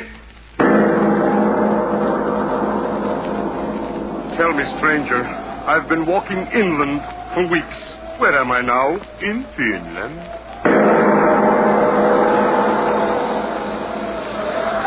Tell me, stranger, because I've lost stock, where am I now? In Vladivostok. Listen, stranger, after all these centuries of blistering heat, now I have to suffer from freezing feet. I'm wincing with pain from this pesky toe. No speak English. Eskimo. I declare by my frenetic soul, I must be over the magnetic pole. My watch has stopped. Can that be right? I wonder... A light! A light! In a moment now you'll hear me knock on Santa's door, and he'll unlock it, never more to lock again. Coming! So is doom. How do you do, sir? Very well indeed. And you, sir? Splendidly. Won't you come right in? Take your coat off. I see your chin is frozen. Also your hands and knees. Sit down while I get you some antifreeze. Don't bother, sir. I will not be long. I'm about to perpetrate a fearful wrong. In short, I am going to do away with... Take it easy. Do not play with that gun. I know all about you. Really? Haven't I had my agents scout you for weeks? You've come all this way to abolish Christmas. Now, let me say... Listen, Santa, I'm no callow stripling. I've read Ernest Hemingway and Kipling and also The Shooting of Dan McGrew and plenty of detective stories, too. And just to show you what a broad guy I am, I've also read The Rubaiyat of Omar Khayyam. Do you think that a fellow with his reading so graded could have learned so little as to be dissuaded from a main objective? Why, don't make me giggle. I'd feel a lot better if you wouldn't wiggle that gun so. Much as I'm impressed with your education, I honestly believe that a figure of your station should have given more thought to the ways of man and less devotion to the cult of Pan. By others, no doubt your wisdom may be prized, but I didn't come here to be criticized. In fact, I came to dispatch a duty. So don't hand me any of this tutti-frutti. If you've any last words you want to say, then spill them. I haven't got all day. Now, what's the rush? Unless I've counted wrong, the polar day has always been 6 months long. Well, after I've disposed of you, I've got to hurry. Right back to hell, they'll begin to worry. Not about you, but about your career in homicide. Do you think that the mere loss of you would make them hysterical? Their only interest is numerical. Think so? Mephisto wants to rule just as much of humanity as possible for reasons of personal vanity. By the sticks, you're right. To think that he'd dare. Are there any ladies here? Will you permit me to swear? My answer to that is an emphatic no. There are several lady dolls in the toy room below. Oh, Claudius. Oh, Cassius. Oh, Naphthaline, what a fool I've been. What a fool I've been. Yeah, but wait. I think I see what you're after. You're as clever as a big-time Roman grafter. You remind me now of my royalty, just to get me in the mood for disloyalty. Do you think I could be that meanly deceptive to Satan? Why, Santa, I'm keenly perceptive. I can see right through all your clever ruses. Nero can be plenty foxy when he chooses. I'll have you know that I'm partly a dreamer, partly a wit, and partly a schemer. I'm part philosophical and also part mystic. I suppose you fancy that you're highly artistic. Fancy? Why, I have such a sense of beauty. Don't hand me a helping of tutti frutti. Any creature who really had beauty in his soul would appreciate Christmas. He would know that the whole idea of the holiday was one of such power that all the fiends below might gnash their fangs and glower, yet never in a million years could do it harm. Because it has a glory, a greatness, a charm you know nothing about. That's so? The spirit that it venerates, the good cheer that it generates, are things far, far beyond you. For all your wealth, no man on earth could sell ye these. Am I so cursed as that? Will you tell me, please, what beauties there may be that I've never seen?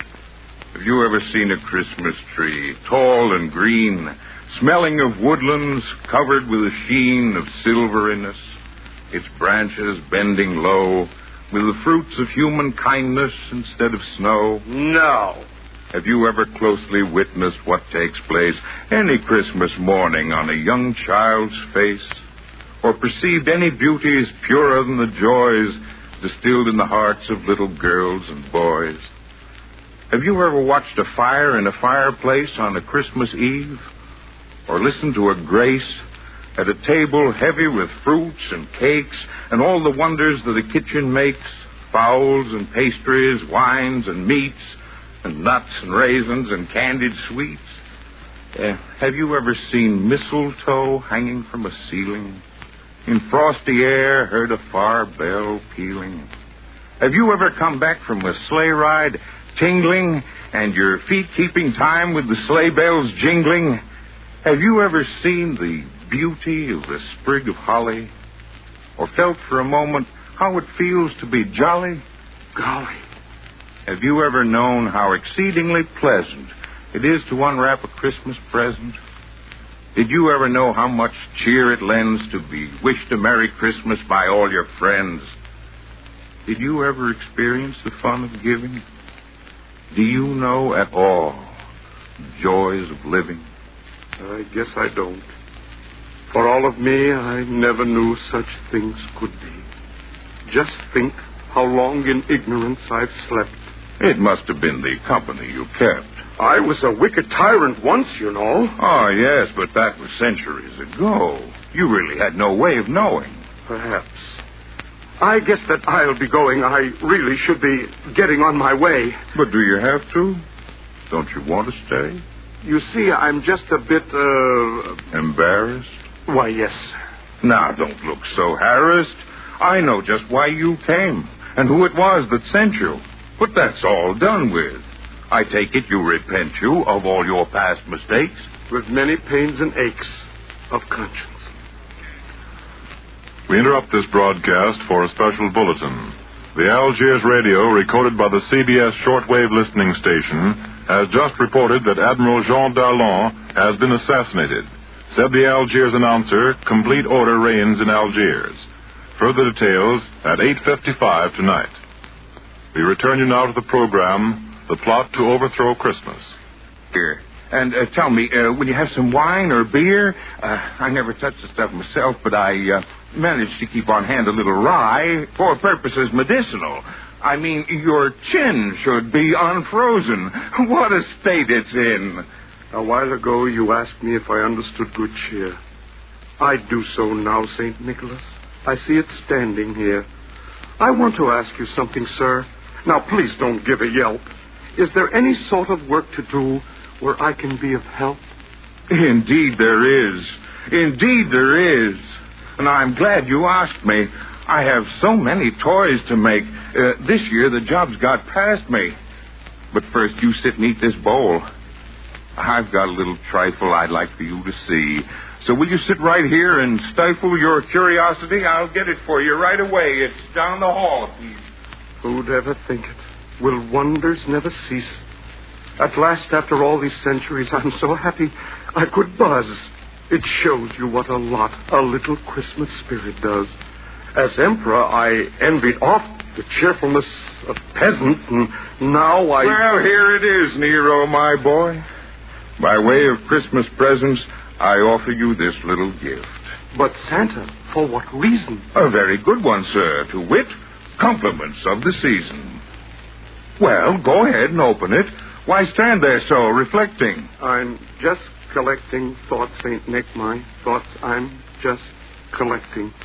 Just think how far a tiny bit of fellowship will carry us. Oh, well. I say, what's this? What's this? It is the Stradivarius. Oh, thank you. Thanks a million times. I don't know what to say to you. I'll tell you what I'll do, St. Nick. I'll start right in and play for you. I'll play all night and day for you. Fine, here's some music. I'm sure you'll play it well. It's a little piece entitled Noel, Noel.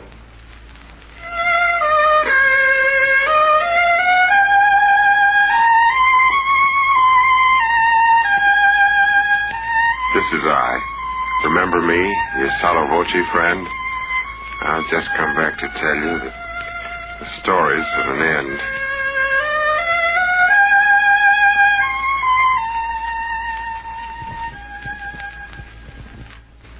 Once again, the plot to overthrow Christmas has been foiled. 1 year ago today, none of us knew whether on December 24th, 1942, we could do such a broadcast as the Norman Corwin holiday play you've just heard. However, we could and we did. And we rather think that the plot to overthrow Christmas will be thwarted again in 1943. Ronald Coleman, Nelson Eddy.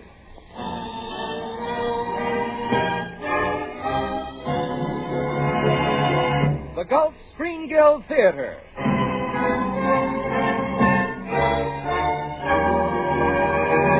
Your host, the director of the Star's own theater, Roger Pryor.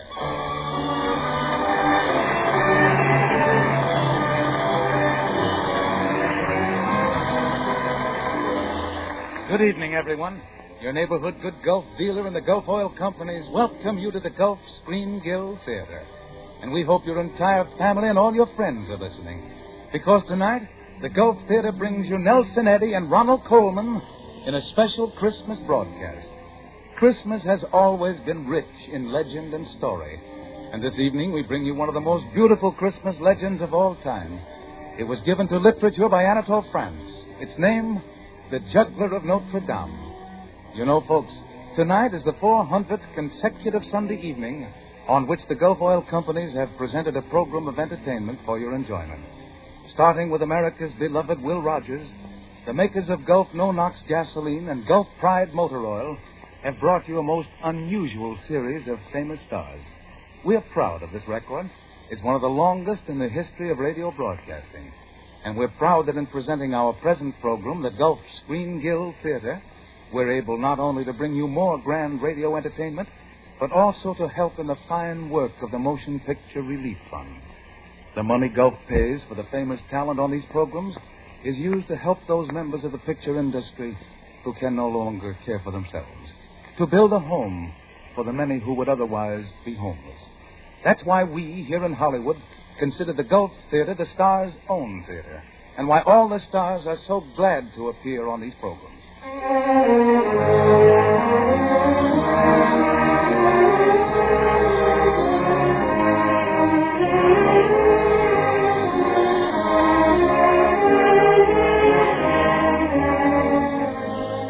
For all of us in the clan of radio and moving pictures and entertainment in general, Christmas brings a special problem. How can we celebrate the greatest of all festivals in a reverent, yet original manner? How can we discover a new Christmas idea for our program? This year we're in luck.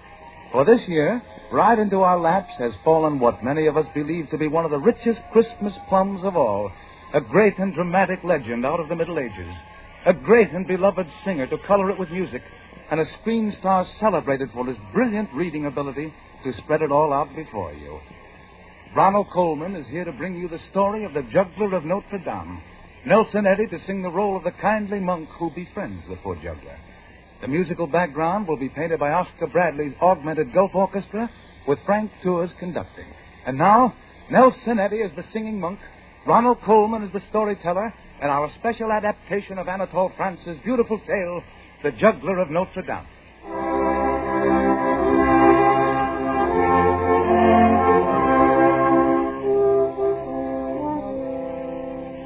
In the days when the world was young, there lived in France a man of no importance. Everyone said he was a man of no importance, and he firmly believed this himself. For he was just a poor traveling juggler who could not read or write, who went about from town to town following the little country fairs and performing his tricks for a few pennies a day. His name was Barnaby. When the weather was beautiful and people were strolling about the streets, this juggler would find a clear space in the village square, spread a strip of old carpet out on the cobblestones, and on it he would perform his tricks for children and grown-ups alike. Now Barnaby, although he knew he was a man of no importance, was an amazing juggler. First, he would only balance a tin plate on the tip of his nose. Then, when the crowd had collected, he would stand on his hands and juggle 6 golden balls in the air at the same time, catching them with his feet. And sometimes, when he would juggle 12 sharp knives in the air, the villagers would be so delighted that a rain of pennies would fall on his strip of carpet.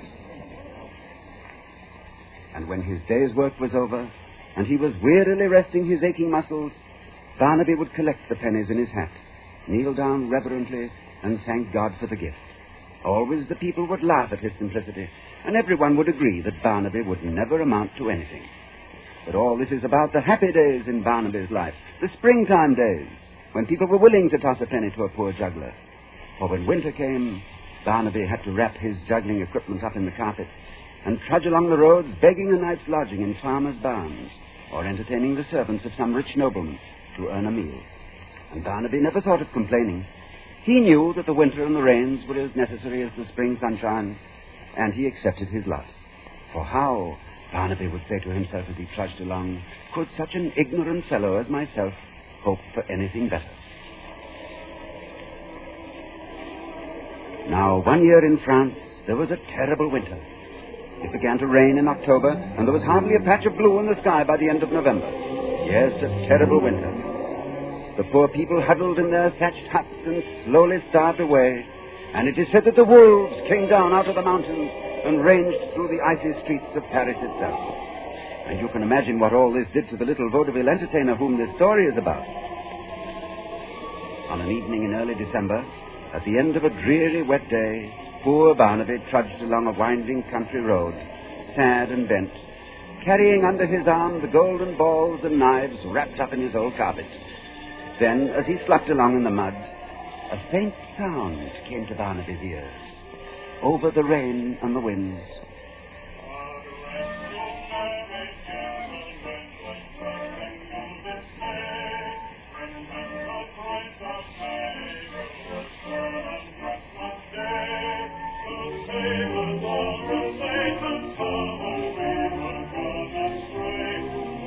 Someone was coming up the road, and in spite of the storm, was singing as happily as if it were a day in June. Barnaby stopped and listened, with the rain running down to the tip of his short little nose.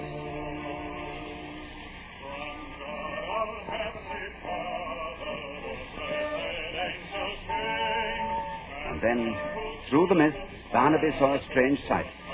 Coming slowly around a bend in the road was a fat white mule, and on the mule's back, with his legs sticking almost straight out on each side, was a young monk. Now and then the young monk would bang the mule's side with his heel, and then go on singing into the storm with all his might. Barnaby waited, and then, as the mule came alongside of him, he ran along in the mud while the young monk sang on as cheerfully as a lark. Now to the Lord sing praises, all you within this place, and with true love and brotherhood each other now embrace. This holy tide of Christmas all other doth deface. Oh, tidings of comfort and joy, comfort and joy. Oh, tidings of comfort and joy.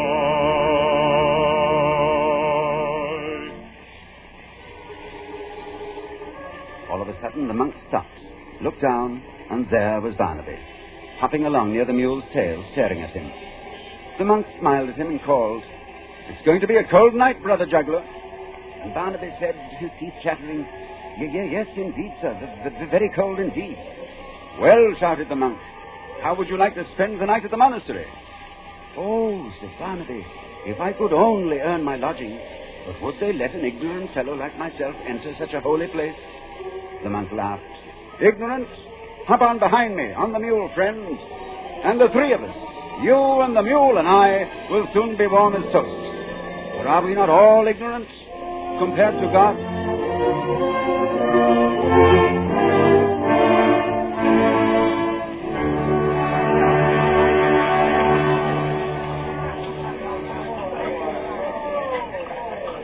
And that night, Barnaby found himself seated at the great candle-lit dining hall of the monastery. Although he sat at the bottom of the long table, together with the servants and beggars, Barnaby thought he had never seen such a wonderful place in his life.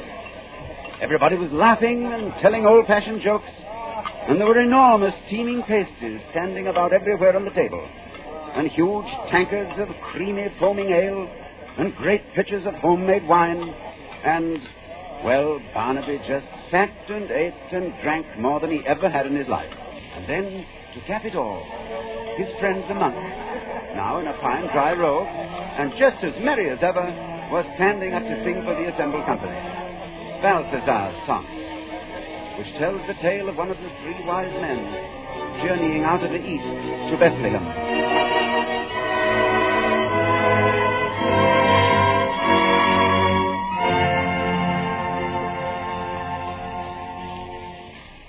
The longest journey must have an end, and yet for days I've traveled o'er the desert, with naught to guide me save one brilliant star.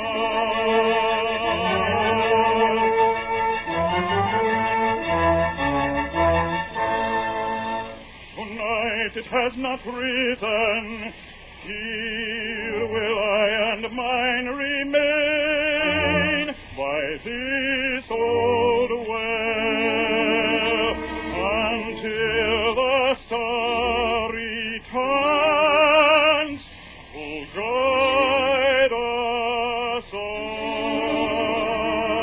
our way.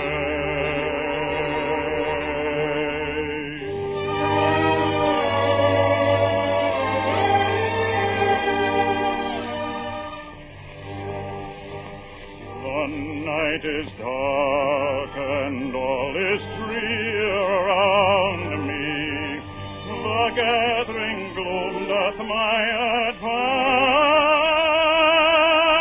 delay.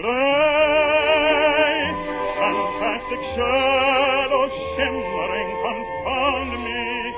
Fantastic shadows shimmering confound me.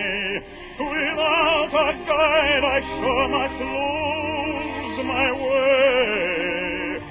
Without a guide I sure must lose my way. The night is dark and all is drear around me. Without a guide I sure must lose my way. Without a guide I sure must lose my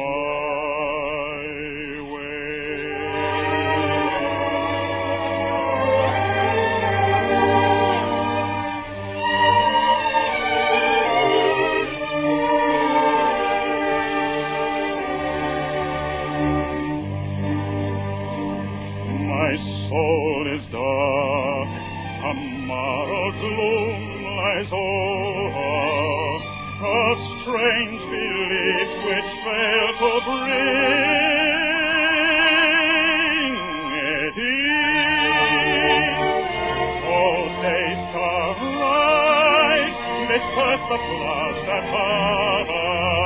Oh, days arise, disperse the clouds that hover. Point the highway to eternal peace, and point the highway to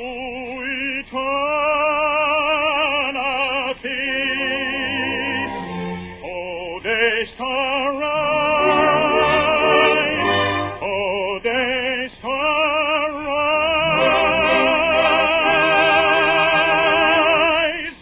and point the highway to eternal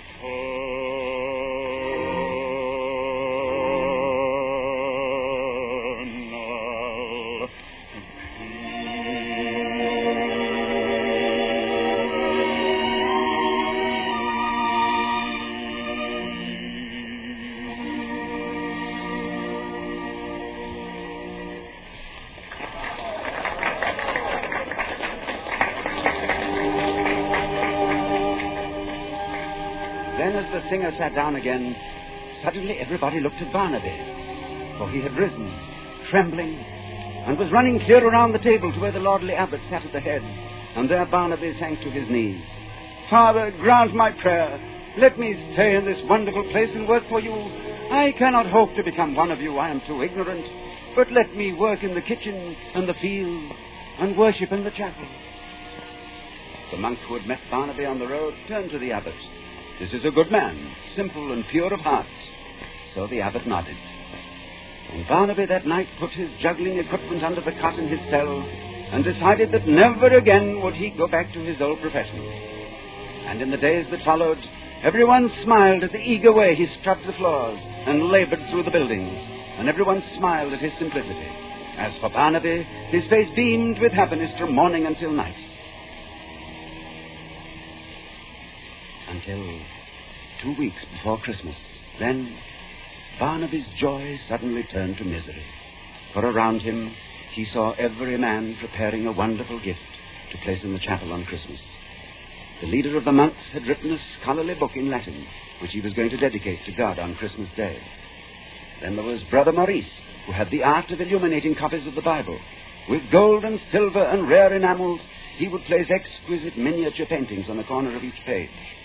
And Brother Marbode was completing a marvelous statue of Christ. This fine artist spent all his days in carving images in stone, so that his beard, his eyebrows, and hair were always white with stone dust. And this Christmas, he was completing one of his most inspiring works. Then there was Brother Ambrose, who wrote music, and who had completed scoring a great mass to be played on the organ during Christmas services. And Brother Joseph, who had trained the choir for weeks in an arrangement of chorales.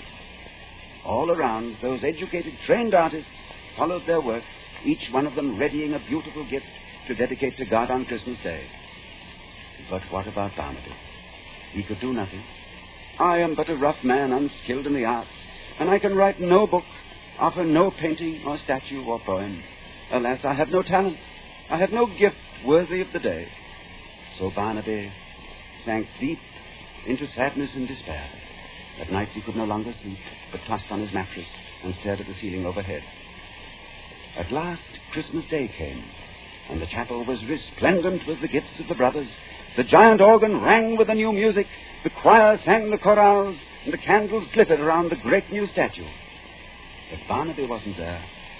He was in his tiny cubicle, praying forgiveness for having no gift to offer. Then a strange thing happened. On the evening of Christmas Day, when the chapel should have been deserted, one of the monks came running, white-faced and panting with exertion, into the private office of the abbot. He threw open the door without knocking, seized the abbot by the arms. "Father, a frightful thing is happening. The most terrible sacrilege ever to take place is going on right in our own chapel. Come." Together the two portly men ran down the corridors, burst through a door, and came out on the balcony at the rear of the chapel. The monk pointed down toward the altar. The abbot looked, turned ashen in color. "He is mad." But down below, in front of the altar, was Barnaby. He had spread out his strip of carpet, and kneeling reverently upon it, was actually juggling in the air 12 golden balls. He was giving his old performance, and giving it beautifully. His bright knives, the shining balls, the tin plate balanced on the tip of his nose, and on his face was a look of adoration and joy. "We must seize him at once," cried the abbot, and turned for the door. But at that moment, a light filled the church, a brilliant beam of light coming directly from the altar, and both the monks sank to their knees, for as Barnaby knelt exhausted on his carpet, they saw the statue of the Virgin Mary move. She came down from her pedestal, and coming to where Barnaby knelt, she took the blue hem of her robe and touched it to his forehead, gently drying the perspiration that glistened there. Then the light dimmed, and up in the choir balcony the monks were joined by the brother who had befriended Barnaby. His eyes were moist with joy as he perceived the miracle below. He turned and spoke to the abbot. God has accepted the only gift he had to make. And the abbot slowly nodded. "Blessed are the simple in heart, for they shall see God."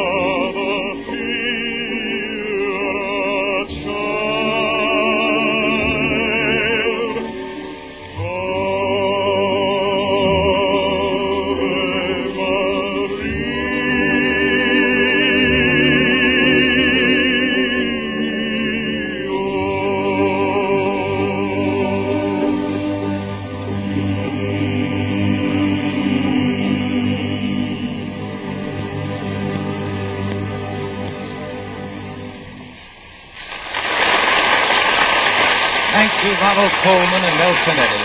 And thanks to John Nesbitt, the noted MGM commentator, for his truly splendid radio adaptation of the Juggler of Notre Dame.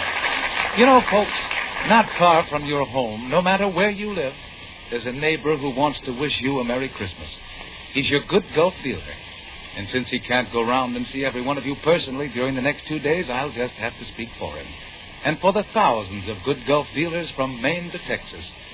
Almost everywhere you drive, you'll find helpful, friendly, good Gulf dealers. Independent merchants who are proud to offer you quality gasoline and motor oil under the sign of the Gulf Orange Disc. So for them, and especially for the good Gulf dealer round the corner from you, let me say Merry Christmas and a Happy New Year. And to convey that same wish to you in music, here is Nelson Eddy singing one of the most thrilling of all religious compositions, the Lord's Prayer. When Nelson sang it on our Gulf Christmas program last year, so many of your letters came in from all over the country that we decided to repeat the number. So again, this Christmas we present, as we have in the past and as we hope to do for many years in the future, Nelson Eddy, the choir and the orchestra, and the Lord's Prayer.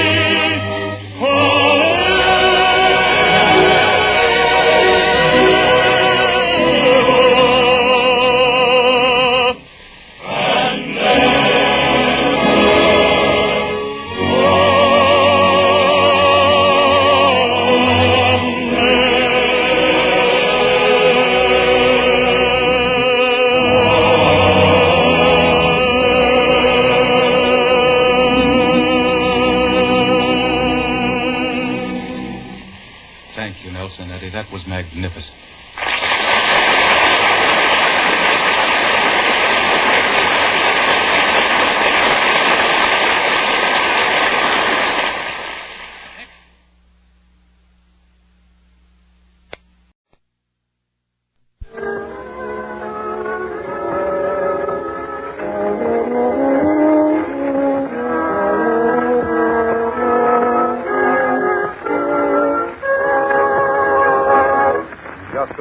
We will rejoin Sherlock Holmes and find out if his prophecy is correct.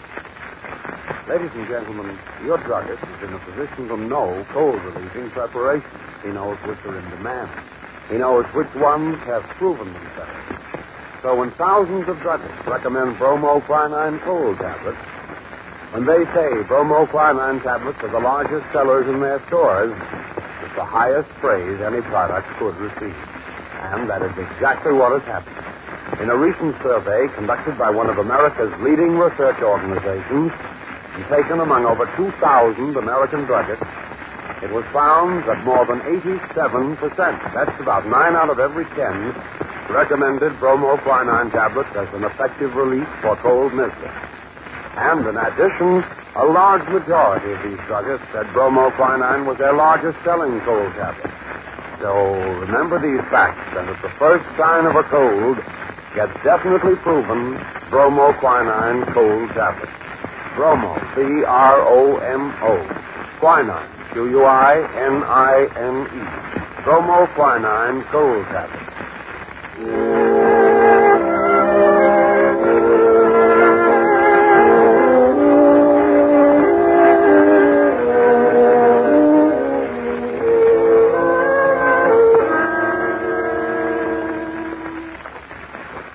Come on, Watson, walk a little faster. Mr. Turner will be there before us. Really, you've become a perfect glutton. You finished your breakfast a quarter of an hour ago. Mr. Holmes, I've heard that Mr. Turner's father's in a bad way. The doctor says he can't last long. Really? Yes, McCarthy's death had a bad effect on him. They were old friends, you know. In fact, I've learned that he gave McCarthy the Hatley farm rent-free. Really? Yes, he helped him in 100 other ways, too. Does it strike you as a little singular that Mr. McCarthy, who is greatly obligated to Turner, should talk of marrying his son to Turner's heiress, and in such a cocksure manner, knowing all the time that Turner was averse to the match?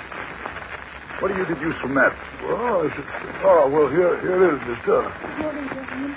I trust I haven't kept you waiting. Not at all, my dear Miss Turner. Did you see James? How did he look? What did he say? Are they treating him Not badly? not so fast, my dear. One question at a time. Oh, I'm sorry, Mr. Holmes, only I'm anxious. Quite. Dr. Watson and I had a most enlightening chat with your friend, Mr. James McCarthy. Oh. By the way, I think you've misinterpreted the young man's attitude towards your marriage. Mr. Holmes, do you think... I mean, does he really? Yes, indeed. Well, that's a matter I'm sure that he would rather discuss with you himself after he's released from prison. In the meantime, suppose we get on with our sleuthing. This is the house, Mr. Holmes. That fast and cool over there. And these are the woods between things. Jeremy, just listen to that wind and those pines. How gloomy they look. Yes, Dr. Watson. The whole place seems to have taken on a sinister aspect since Mr. McCarthy's death. What did the police go into the pool for? They fished about with a rake full of weapons. But how did you know? Footmarks vanishing into the reef and coming out again. Bah! They came like a herd of buffalo and wallowed all over the place. They blotted out all tracks that there might have been around the body. No. Wait a minute. Here are 3 separate sets of tracks belonging to the same foot. Just a minute, so I can smell into it. As I thought. They're young McCarthy's feet. Twice he was walking, and once he ran swiftly so that the soles are deeply marked and the heels hardly visible. That corroborates that part of his story. Yes. Here are the father's feet as he paces up and down. What's this? Ah, yes. The butt of the gun as the son stood talking. And this. Ah, what have we here? Tiptoes, square toes. Dear me, quite unusual boots. They come, they go, they come again. Of course, that is the cloak. Where do they lead us? Ah, yes, behind this tree. Mr. Holmes, why are you crawling about among those leaves and dried sticks? What's that powder you're putting into an envelope? Evidence, my dear Watson. Evidence. And last but not least, this stone, this large, jagged stone. Take a look at it, Watson. It looks like any other stone to me, Holmes. But not to me, Watson, not to me. This is the stone with which the murder was done. What? How do you know? The grass was growing under it. It's only been there a few days.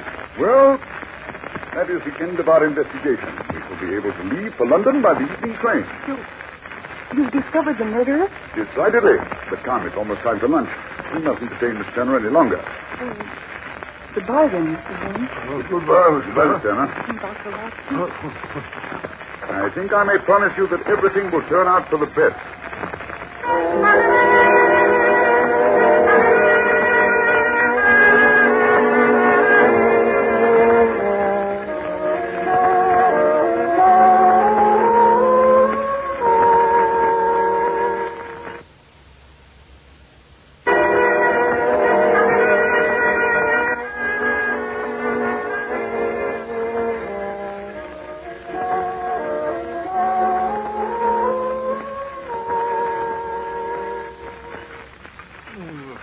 just in isn't half bad, Holmes? I notice you seem able to do it justice. I say, Holmes, just between the two of us, who is the murderer? He is a tall man, Watson. Australian, left-handed, limps with the right leg, wears thick-soled hunting boots and a gray cloak, smokes Indian cigars, uses a cigar holder, and carries a blunt penknife in his pocket. No. It's all perfectly simple, my dear fellow. The cry of Cooey was obviously not meant for the son. He didn't know the boy had returned. Cooey is an Australian cry, therefore he expected to meet someone who had been in Australia. But what of his dying words? A rat. Here is a map of the colony of Victoria. What do you see here, Watson? Here, what I'm pointing. Well, the name Ballarat, of course. That is what the dying man was trying to say. So-and-so of Ballarat. Why, Holmes, that's marvelous. It's perfectly obvious, my dear fellow. Ballarat, of course. Now we have an Australian from Ballarat with a grey cloak. Granting the son's story was true. Also, he lived in this district because the pool can only be approached by the farm or the estate, where strangers can hardly wander about. Yes, but still I don't... Now we come to the dart again today. His height I knew from the length of his stride. His boots, too, I could guess from his traces. Yes, but his lameness. The impression of his right foot was always less distinct than his left. He limped. Mm-hmm. But what about his left-handedness? The blow, which must have been struck from behind, was on the left side, which was only possible if he were a left-handed man. He stood behind that tree during the interview between father and son. He even smoked a cigar. I discovered the ash. The ash of an Indian cigar, Watson. I later discovered the butt where he had tossed it away. How about the cigar holder? The end had not been in his mouth.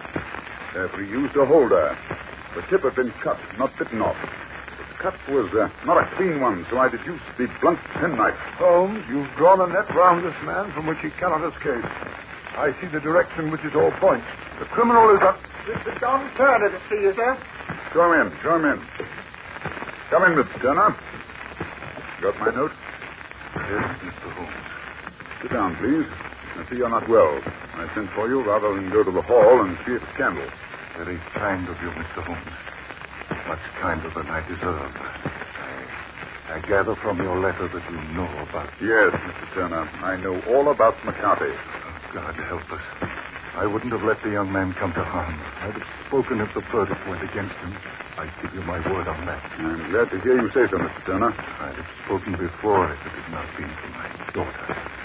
It would break my girl's heart when she hears that I'm arrested. It may not come to that. You mean... I mean that I'm not an official agent. I'm here at your daughter's request. Young McCarthy must be got off, though, however. I'm a dying man, Mr. Holmes. Yet I'd rather die under my own roof than in jail. Now, suppose you just give us the facts.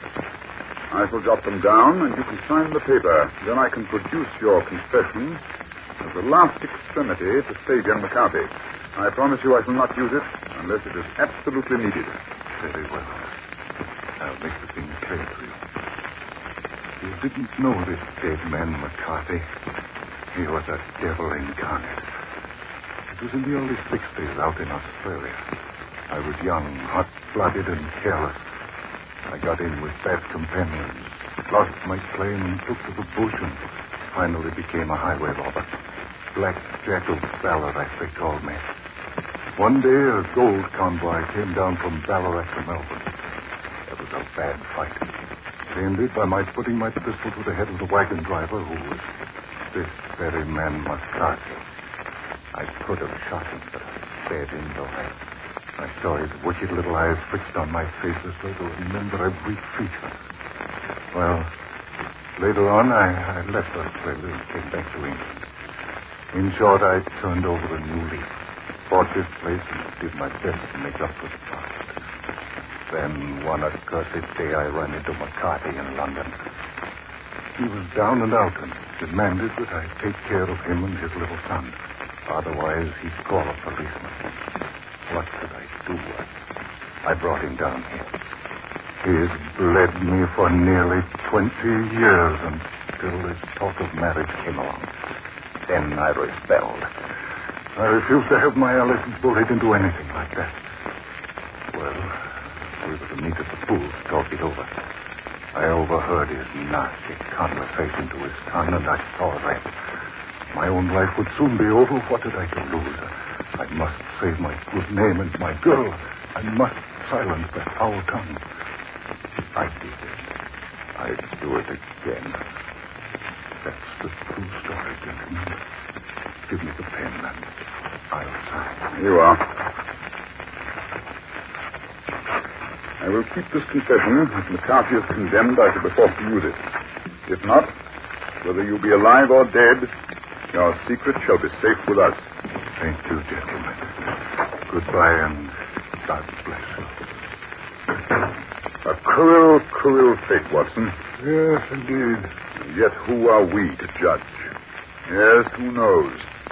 There, but for the grace of God, goes Sherlock Holmes.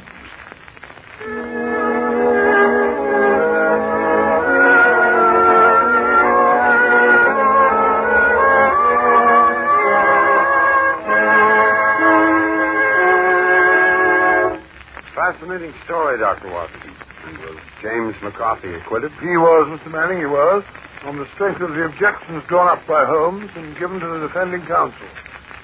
Mr. Turner died within the year. And the two young people, did they get married? No, you want the happy ending, eh? Yes, they were married.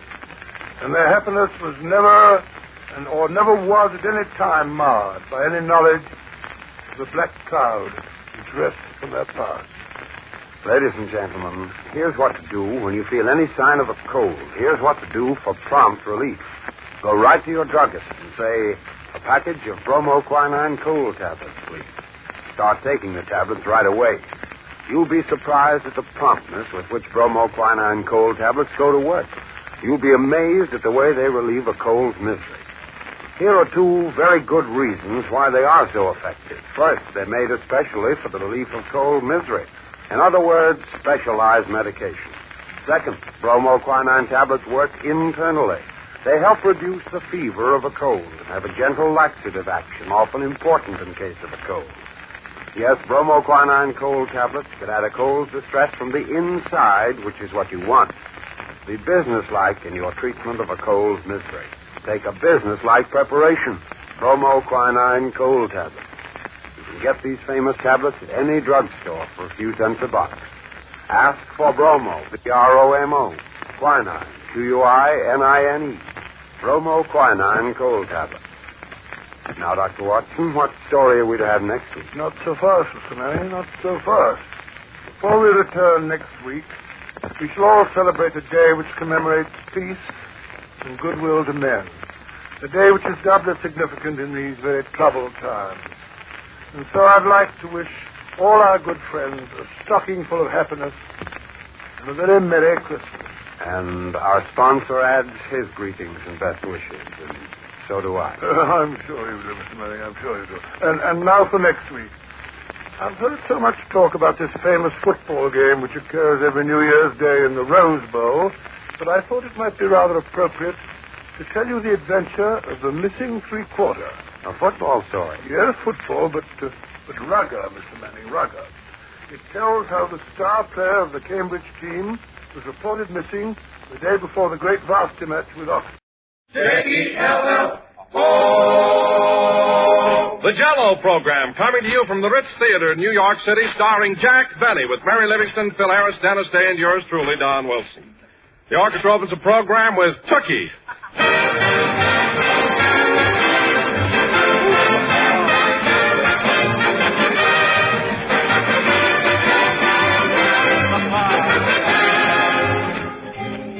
You know, friends, a lovely shimmering mold of Jell-O on the table has a wonderful way of lending luster to a meal, just as Christmas trees and candles, tinsel and holly lend their own special gaiety to this merriest of merry seasons. Even the simplest family dinner takes on extra charm and attractiveness when the high point of the meal is a grand Jell-O dessert. How inviting its shining colors look and how intriguing its rich, tempting flavor tastes. No other dessert can add more to the spirit and pleasure of any occasion, because no other dessert can outrival Jell-O's glistening beauty and refreshing goodness. So, ladies and gentlemen, decide now to add a new note of festive delight to your meals during the holiday season. Tomorrow, ask your grocer for Jell-O and any of Jell-O's 6 delicious flavors: strawberry, raspberry, cherry, orange, lemon, and lime. By the way, strawberry and raspberry Jell-O both have a new improved flavor obtained by using a natural flavor base artificially enhanced. And the result is a rich, distinctive goodness rivaled only by the juicy ripe fruit itself. A unique flavor that cannot be duplicated in any other way. Try a grand treat made with genuine Jell-O, and you'll realize right away why Jell-O is America's favorite gelatin dessert.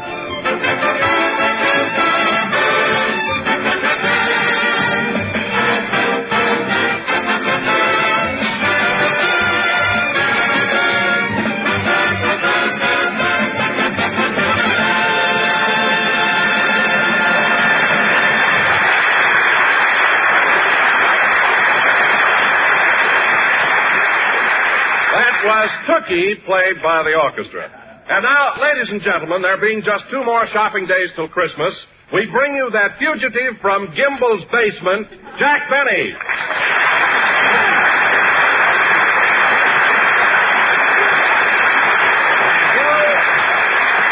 Thank you. Hello again. This is Jack Benny talking. And Don, speaking of Gimbel's basement, I never saw so many women shopping in my life.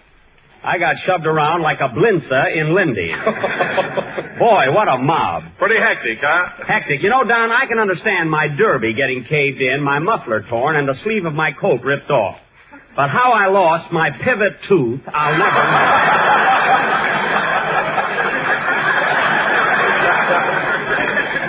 That was really an experience. Oh, I can just imagine what you must have gone through. You know, a funny thing about women, Don, all year long they're so helpless. You have to open the door for them. They can't light their own cigarettes. They cling to your arm as you walk down the street. They're as delicate as butterflies.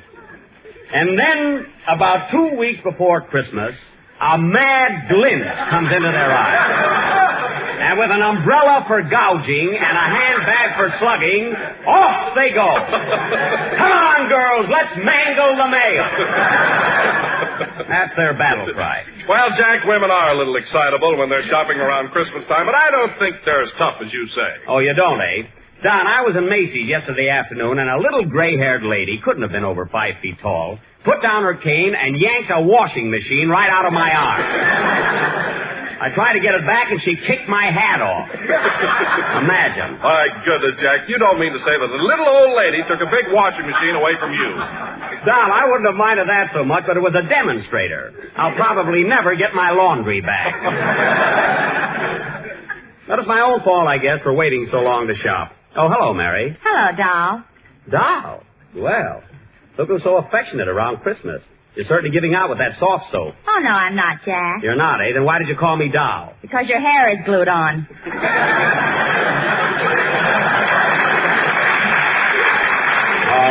All right, young lady, that did it.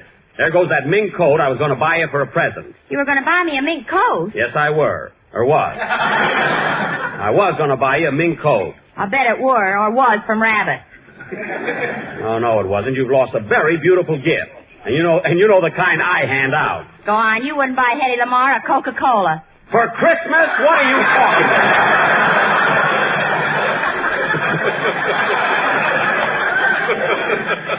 Let me tell you something, Mary. A girl like Hetty Lamar could make a playboy out of me. I'd buy her quarts of bubbling champagne. You'd buy cider and put an Alka-Seltzer in it. All right, keep it up. There goes Don's Christmas present, too. Hey, wait a minute, Jack. I didn't say anything. Oh, pardon me. I got a little mixed up there. Watch out, Don. He's laying for you. No, I wouldn't forget about Don's present, not after the way he laughed at the premiere last Tuesday night. How'd you like the picture, Don? Oh, I really enjoyed it, Jack. I got a big kick out of it. I laughed like anything. Sorry, Mary. The mink coat is over the dam. Anyway, Don, now that you've seen Love Thy Neighbor, what do you think of Fred Allen in it?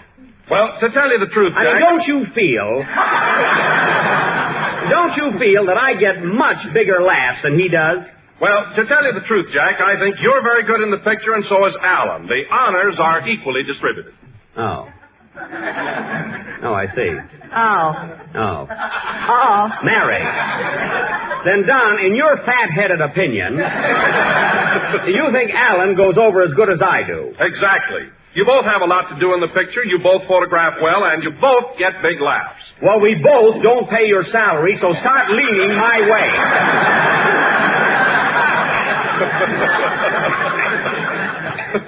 Imagine saying we photograph equally well. That's ridiculous. Jack looks much better than Alan. Why, certainly. And Alan you can have. Mary, one more crack out of you, and you'll be saying, "Oh, my goodness, I left my baby in the automat for Olson and Johnson." Remember that. Oh, hello, Phil. Hiya, Jackson. Well, old pal, you got nothing to worry about. I got your Christmas present bought, packed, and ready to hand over. Oh, so you've been shopping too, eh, Phil? You said it. All day yesterday. One store after another. Well, did the women kick you around much? Yeah, but I got it coming to me.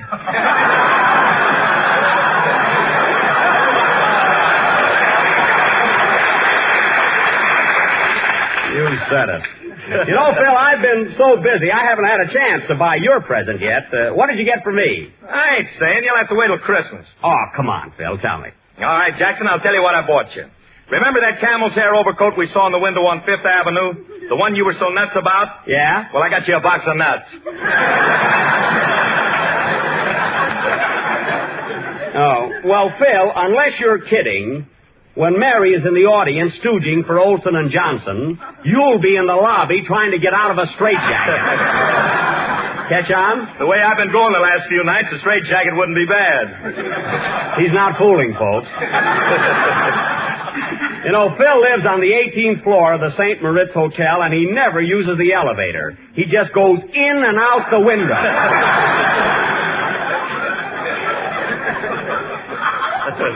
Now, Phil. Yeah? It's about a little quicker on the yeah. You know, when I say now, Phil, you come right back. Yeah, there's no laugh when I say now, Phil, you know. Yeah. It's about time for a band number, so let's have it. What are you going to play? I don't know. This bunch don't speak English. Oh, fine. Well, don't worry about it, Phil. Just pick up your baton and follow them. Go ahead, kid.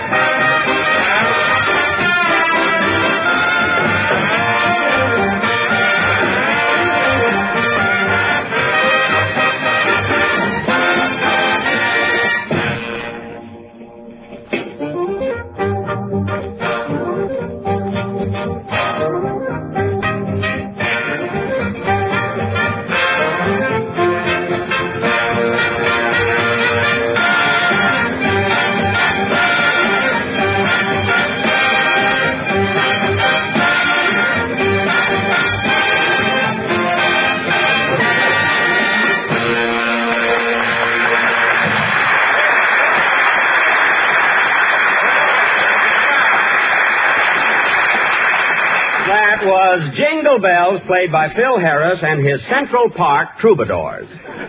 Troubadours meaning they are traveling musicians, and Central Park meaning they ought to get a room tonight. That joke went over better the first show. Shows you we should change for the night show.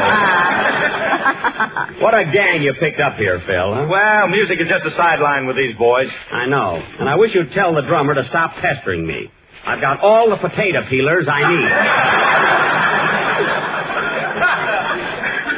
Those guys sell everything from razor blades to mink coats. Ho-ho! What are you all hoeing about?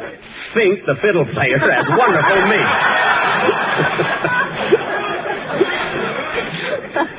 I saw him. Hello, Mr. Benny. Hello, Dennis. Boy, am I a wreck.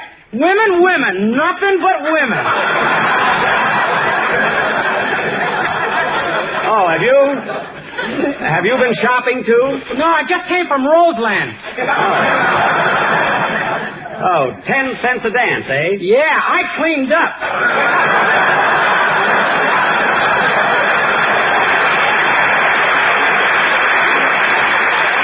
Say, Dennis, Dennis, I hear that you and Kenny Baker have been stepping out and seeing the town together. Is that right? Yeah, and you know what, Mr. Benny? What? The other night I made him pay for everything. I stuck him for $2.45. You did? Well, now, Dennis, that's not very nice. If Kenny is kind enough to show you a good time, the least you can do is go 50-50. Or better still, pay all the expenses yourself. It's all right to save money, Dennis, but there's nothing like being a good sport.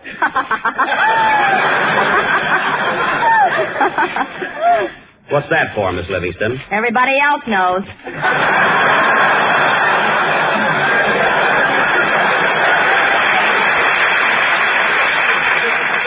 That's so. You see, Dennis, there's only one way to be popular. When you're out with a fella and he reaches for the check, you take it first. And if he should pick it up, you grab it right out of his hand. Grab it. I can't stand this. Mary, come back here. Okay. What's the matter with you? Dennis is just a kid, and while he's still young, he's got to be taught how to conduct himself in public and not be a cheapskate. I don't understand you, Mr. Benny. Oh, you don't?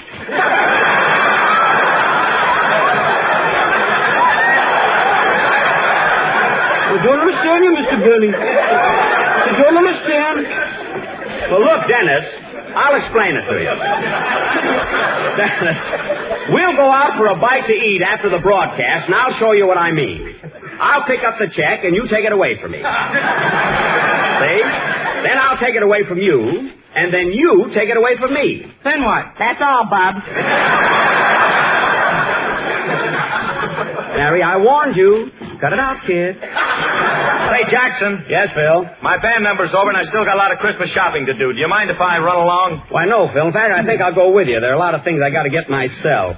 Don, you can take charge of the rest of the program, can't you? Oh, sure. Don't worry about it, Jack. Come on with us, Mary. I want you to help me pick out a few things. Okay, but don't embarrass me. I won't. You know, there's a swell store near my hotel, the Sherry Netherlands, where I can buy almost...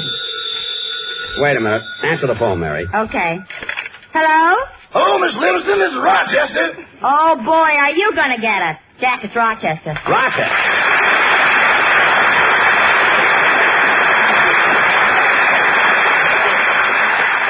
Give me that phone. I'll find out right now where he's been for the past 2 weeks. Hello? Oh, boss, what happened to you? Where you been?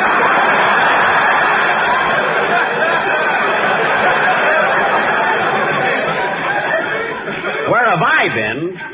I've been on the phone for the last 10 days trying to reach you. I called every hotspot in Harlem that's got a telephone. At the hot ones, you can't hear it ring. Rochester, I don't want any flippancies. I want the truth. Now, we arrived in New York a week ago Thursday. The 12th, they tell me.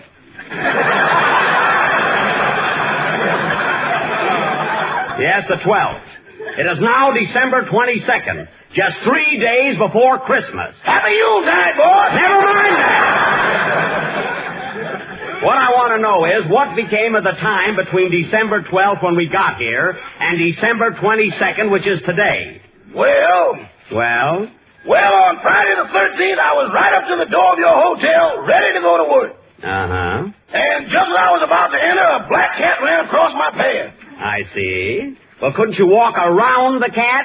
I did and wound up at 125th Street.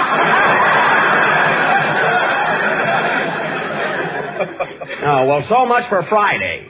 Now, what happened on Saturday and Sunday? Our weekend ended up to Harlem. Up a Hudson, that Up is. the Hudson. Take it again.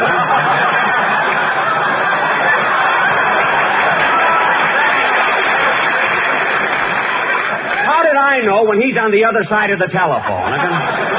Well, we'll get to Monday.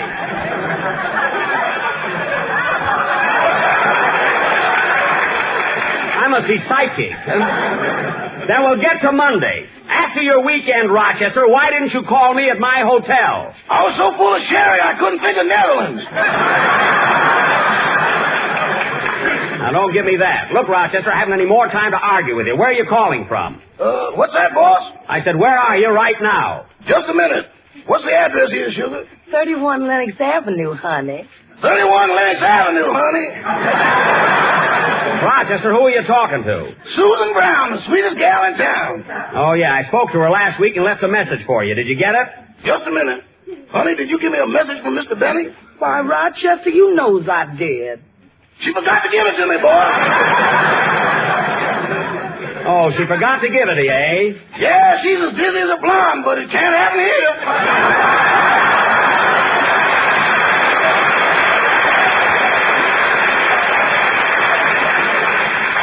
I see. Now, Rochester, I want you to go over to my hotel right away. That made up for the one you muffed.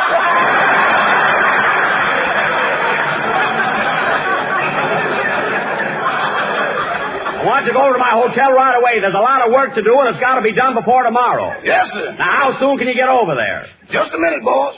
Say, Sugar, I don't think I'll be able to take you to the Savoy Ballroom tonight. Oh, that's all right, honey. I'll get somebody else. You better not get somebody else. I ain't going up there alone, Rochester. I want somebody to snuggle up to. You get somebody to snuggle up to, and it'll be your last snug. Rochester. And I do mean last. You threaten me, Shorty, and I'll cut them $9 out of your hip pocket. Rochester, answer me. I want you to come right over to my hotel. Leaving right away, boss. So long. Goodbye. Now, listen, Sugar, don't make any date. I'll run over to see Mr. Benny, put on the old personality, and be back here in a half hour. Rochester, you forgot to hang up. Uh-oh. Oh, Rochester! Yes, boy! I heard your conversation. Don't you believe it? Get over here! Goodbye. And the same trouble with that guy every time I come to New York. Come on, Mary, let's go shopping while I'm mad. Yeah, that'll hold you down. Let's go, Phil. Right with you, Jackson. All right, Dennis, let's have your song.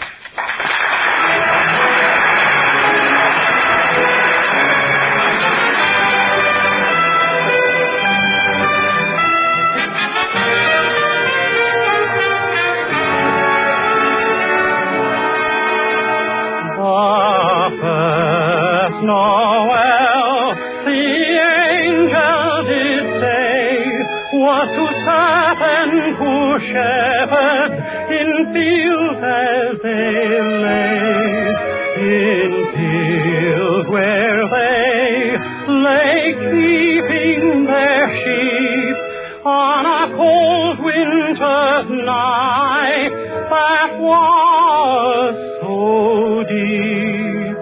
Noel, Noel, Noel, Noel, born is the King of Israel.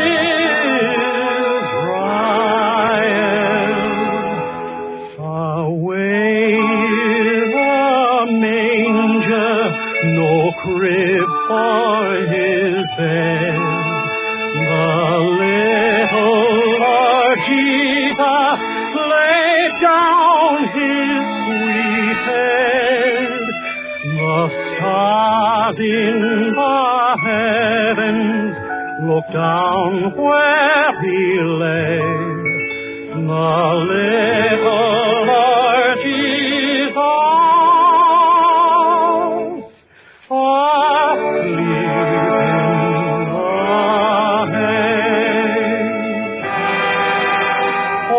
Come on, ye faithful, joyful and triumphant. Oh, come ye to Bethlehem. Come and behold him, for my King of angels. Come, let us adore him. Oh, come, let us adore him. Oh, come, let us adore him.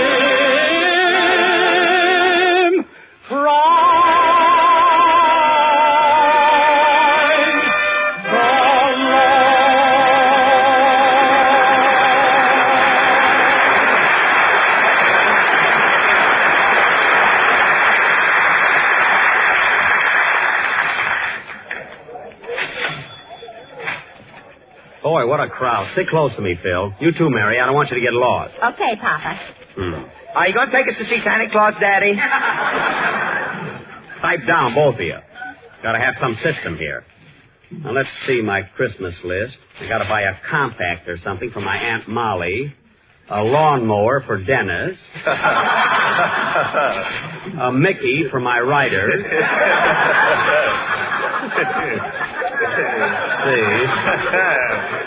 A deck of cards for Simney. Let's see, what else here? Gee, look at that crowd of women at the bargain counter. Where? Oh, boy, what a mob. See you later, Jackson. I'm going over and mingle. See you later.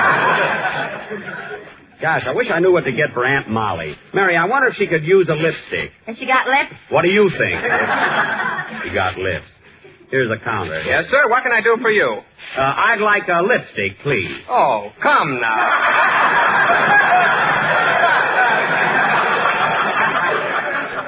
Look, it's not for me. I'm buying it for my Aunt Molly. I see. A lipstick for your Aunt Molly. That's who it's for. She lives in Chicago on LaSalle Street. What number? I don't know the number. Oh, you don't know the number, and yet you want to send a lipstick to your Aunt Molly. I'm not going to send it. I'm going to take it to her. I'm going to stop off in Chicago on my way to California. Oh, I suppose you're the only one that ever went to California. What are you talking about? I live in California. I got a home there. Well, I've got a home here, but I don't brag about it. I wasn't bragging. Now, look, mister, all I want is a lipstick. Am I going to get it or not? Sorry, I've decided against you. Next page, please. This guy isn't screwy, then I don't know what. More trouble over a lipstick. Mary, I ought to go over to the grocery department and get Don a case of Jell-O. He'll love it for Christmas. Well, why don't you get 2 cases so you can sell a stocking? I'll get all the 6 flavors. That'll do it. And, Mary, while we're in the store, I think I'll buy a collar button. I need one. Yeah, your Adam's apple ain't practical. It's just an emergency. I lost a button. There's the men's department over there. Pardon me, could you tell me where I can buy an evening gown so I should look like Lena Turner?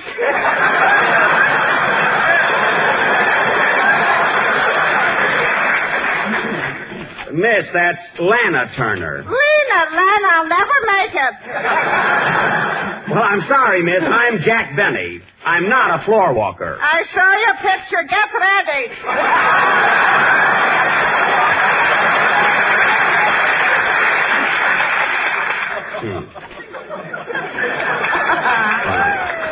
She looks like Babe Marks. Come on, Mary, let's get that collar button. I haven't got much time. You'd have plenty of time if you stopped flirting with that girl. Who was flirting? She thought I was a floor walker, didn't she? Well, you didn't have to roll your big blue eyes at her. Mary, just because my eyes happen to be large and devil-may-care-ish, don't have to accuse me of flirting. Here we are. Good evening, sir. What can I do for you? I'd like to buy a collar button. A collar button? Yes, sir. Now, here's a nice one for $85. $85 for a collar button? Yes, that includes dress shirt, tie, socks, patent leather shoes, and a double-breasted tuxedo. Well, that's a good buy, all right, but all I want is a collar button. Sorry, we never break up a set. Well, now, that's ridiculous. You know, mister, I've shopped in every city in the United States, but I've never been in a store like this. I tried to buy some lipstick a few minutes ago. Lipstick? Oh, come now. It sounds silly, but I had a good reason.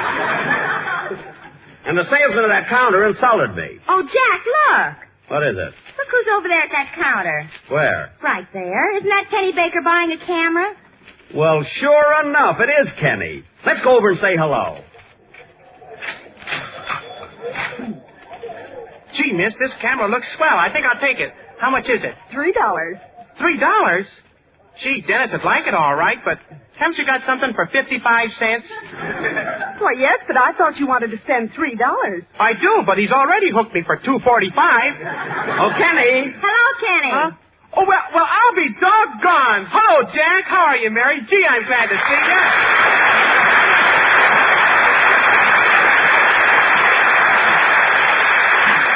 Gosh, Kenny, I haven't seen you in a long time. Gee, you're getting to be a big boy now. I sure am. You want a cigar, Jack? Oh, my goodness. Look, Mary, he's got a whole pocket full of cigars. Yeah, I had them left over from Wilkie. Oh, fine. Same old Kenny. How about a little kiss, Mary? Okay. Big boy, all right. Cigars and everything. Huh? All right, kids, break it up. Come on. Wow, he has grown up. Say, that was a real kiss, huh? Personally, I'm a wreck. Well, pull yourself together. Come on with us, Kenny. You can buy your camera later. I want to talk to you. Okay. I'll see you later. I gotta buy some hose. All right. So long, Mary. Say, Kenny, how do you like your new job? See, that Fred Allen is pretty tough to work for, isn't he? No, he's swell. We get along great together. Oh. And you know what, Jack? Mr. Allen pays me every week.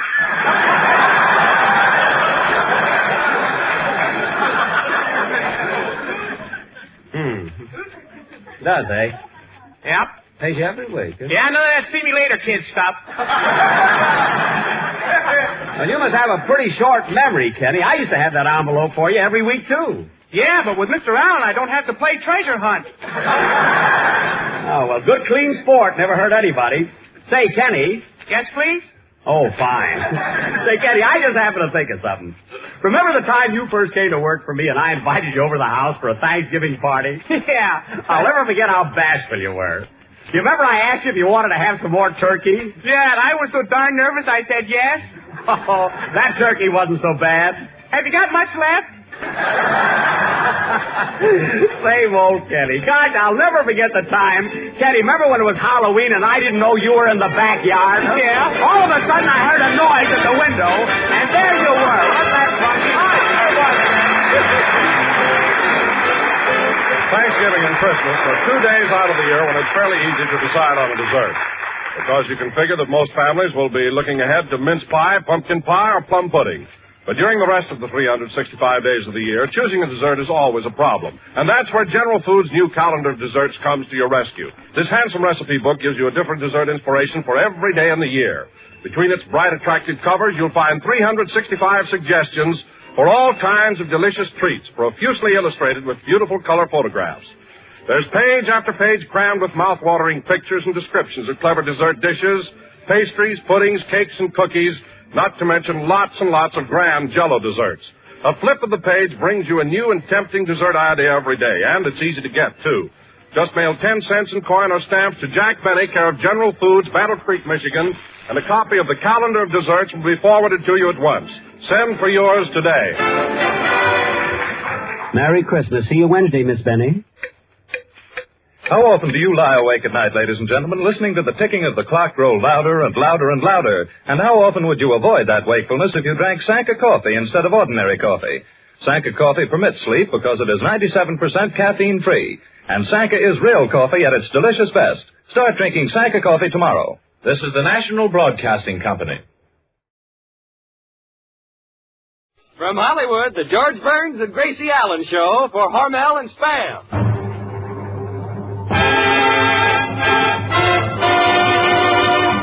George and Gracie.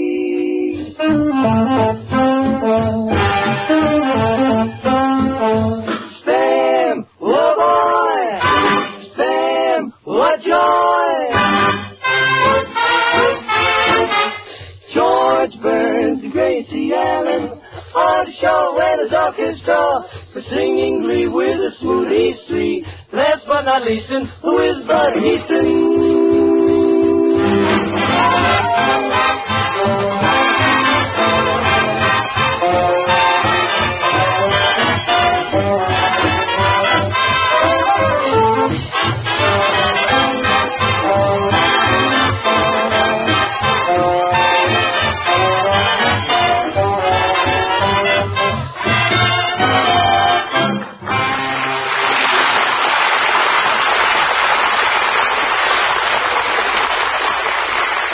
Time for Burns and Allen at your house. And say, have last-minute Christmas chores got you in a whirl? Now look, Mother, even though you don't get home until just before supper time, here's the quick, easy way to give your family swell food that satisfies husky appetites.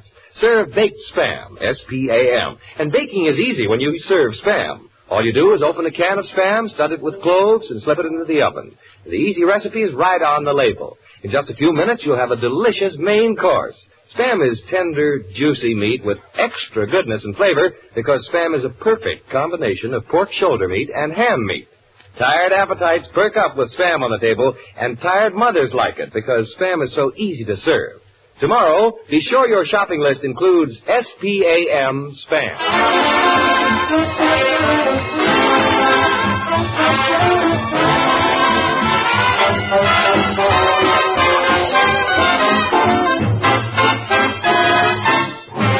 And here they are, your two favorite Spam stars, George and Gracie.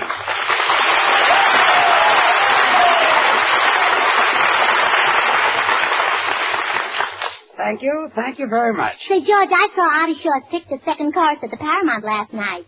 He was great. Really? Fred Astaire was swell. Paulette Goddard was grand. And can that Bud Heaston make love? Wait a minute. Bud Heaston wasn't in the picture. Well, he was sitting next to me, if you know what I mean. So you were at the Paramount last night, too, huh, Bud? Yes. How did you like it? Oh, swell. Next week I'm going back to see the picture. Gracie, how was Artie Shaw as an actor? Well, he had plenty of trouble with his lines. Every time he opened his mouth, he stuck his clarinet in it. Some love of that Shaw. I'll bet every time he threw a kiss, Paulette got it. Oh, well, no. Got it? Well, Stop. Judge, I was only fooling. Artie was got great. it. That was a beauty. Yeah. Oh, dear. There was Artie with his arms around Paulette Goddard, and Paulette was looking into his eyes, and Artie looked into Paulette's eyes, and then Fred Astaire kissed her, and Gracie, how did Fred Astaire get into this? Well, he's very fast on his feet, if you know what I mean. Well, I'm not bad either. No? You know, in vaudeville, I used to be Goldie of Goldie Fields and Glide. No. So did I. Really? And you could tell by that Goddard line that I did the comedy. Yeah. Oh, yeah. I'll show you something right now. You know how Fred Astaire jumps up in the air and clicks his heels 3 times? How many times? 3 times. Yeah? Yeah. Well, I can jump up in the air and click my heels 4 times. Okay. Watch. Well, how do you like it, Bessie? Swell. You can come down now. Well, anyway, Artie, we've done a lot of kidding, but I hear that you're really great in the picture. Well, thanks a lot, George. I understand you play a romantic kid. Nah, George, those love scenes aren't all they're cracked up to be. For example, that scene at the breakfast table where I'm reading a newspaper and Paulette Goddard comes in and kisses me. Every time we did the scene, something went wrong. You know, she kissed me 52 times. Boy, that was awful. Awful? What was awful about that? I never got a chance to read Little Abner.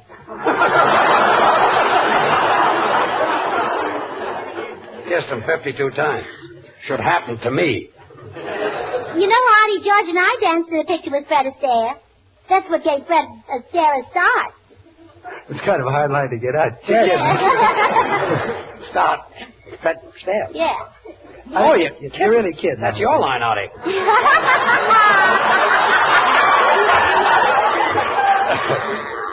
No, really. When he saw George dance, it gave him an awful start. Well, we got 2 laughs before that. Yeah. Well, let's continue from there. Where are we? Yo también vi esa película, esa señorita Paulette Goddard. Well, there goes Senor Lee.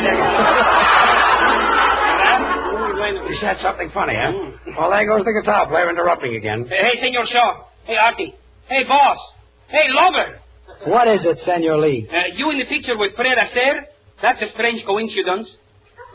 Senor Lee, you said that wrong. Perdóname. Senor Shaw, you being in the same picture with Fred Astaire is a strange coincidence.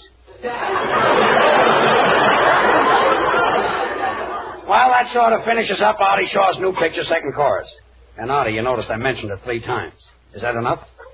Yeah, and someday I'll write a little song about Spam. Well, thanks, kid. Gee, that'll be swell, Artie. Spam's bound to become #1 on the Eat Parade. On the Eat Parade. Well, now let's start our play. Gracie, give out the scripts. Okay, Bud, take it. Ladies and gentlemen, as you remember, last week we did a play, and we left off with George, Artie, and myself in jail about to be hanged, and Gracie on the way to the governor to try and save our lives. Lights, curtain, music.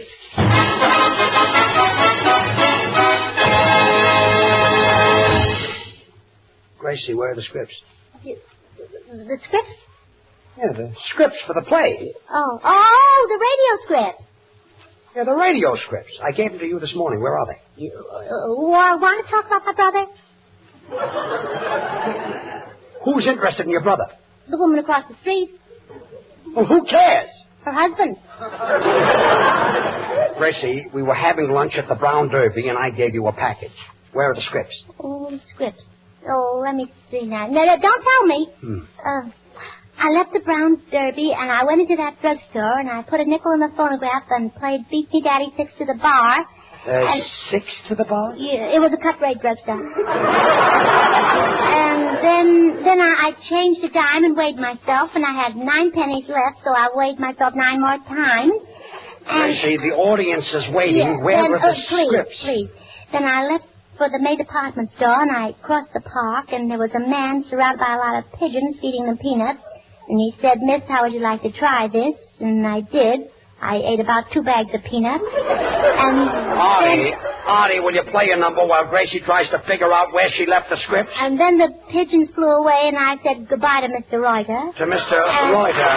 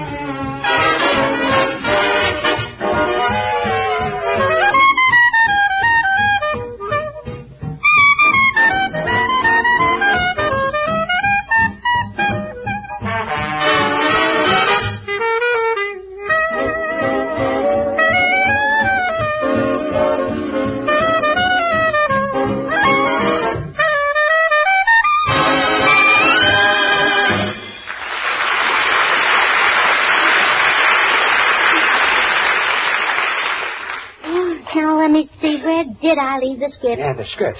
Oh, I was on my way to the May Company, and I stopped to buy a ticket for the Rose Bowl game. The man said, would you like to sit on the 50-yard line? And I said, no, the chalk would ruin my dress.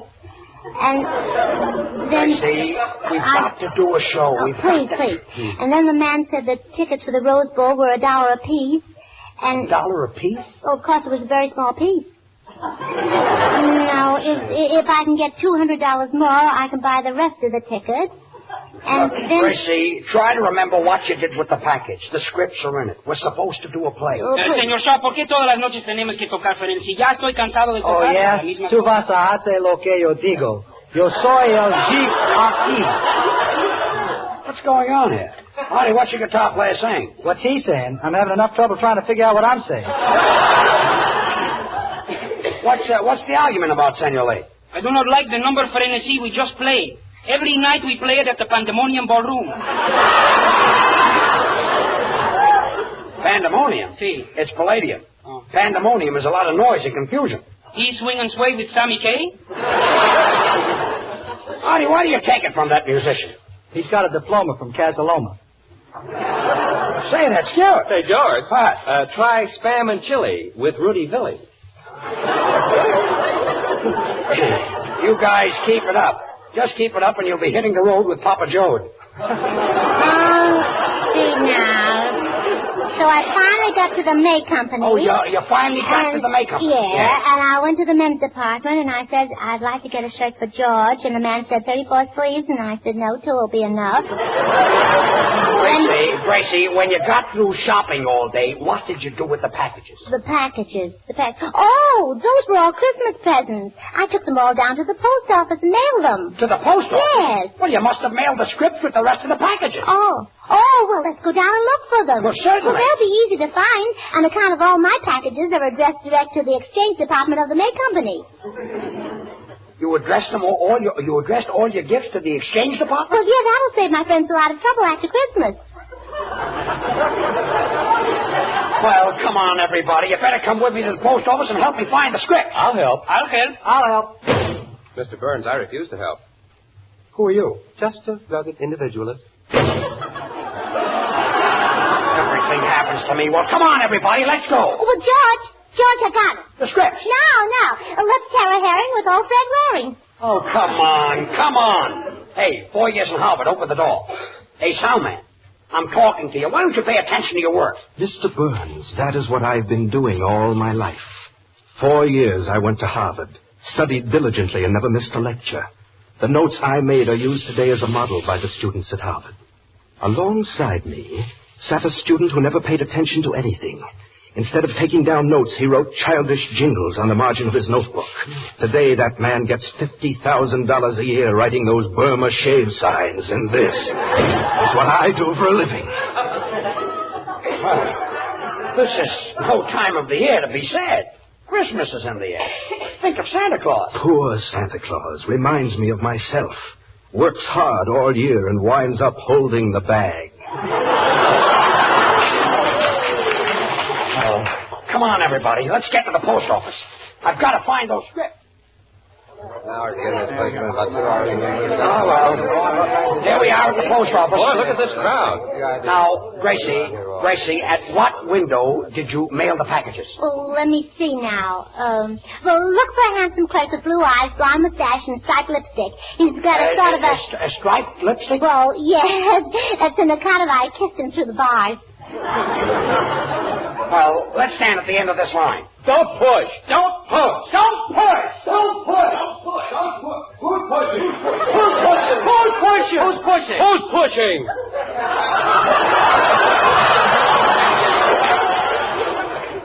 Well, we'll never get to that window. I had to give you the scripts. Hey, George, I know how to get in front of this line. With all these men? Oh, yeah. Never. Well, just watch me. Look, here comes Teddy Lamar.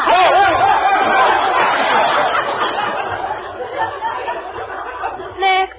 Who's first in line? I am. Oh, what a day. Have we been rushed? Do you know, miss, that today I sold 1,001 cent stamps? Well, if I were you, I'd sell 3-cent stamps. Why? Well, you meet a better class of people. Oh, have I been busy? I've been standing on my seat since 7 o'clock this morning. Oh, you must be tired. Why don't you let me stand on them for a while? Gracie, ask her about the packet. What? Ask her about the packet. Ask her about what? The packet. The packet. The packet. The packet. The packet. The packet. Thanks for your help. You're welcome. You're welcome. You're welcome. You're welcome. You're welcome. You're welcome. Hey, George, when you get down to the window, will you mail this Christmas gift for me? Sure, if I ever get down there. Well, look, it's for me. Artie, what are you sending me? It's a lounging robe. That's funny. Last Christmas, I sent you a lounging robe. Well, it's the same loungy robe. Well, thanks, kid. And you know what I want this Christmas? Now what? A great big sail boat. Well, in this weather, you can use it. Senor Burns, will you please mail this package of dishes for me? But be careful with it. It's high-class crookery. Crookery? You mean crockery. Crookery means that you stole it. The man in back of me in the blue uniform is a sailor?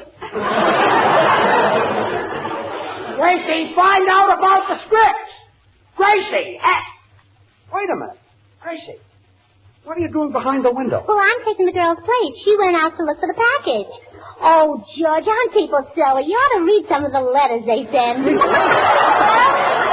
dear. Listen to this one. Dear Santa Claus, please send us a man for Christmas. And if you can't find one, please come yourself.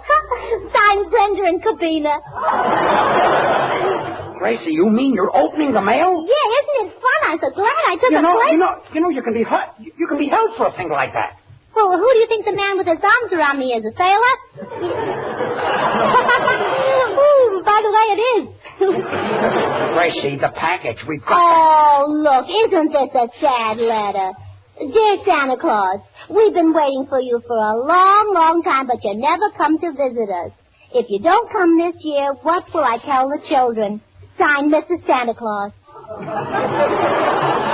Gracie, we've got to find the script.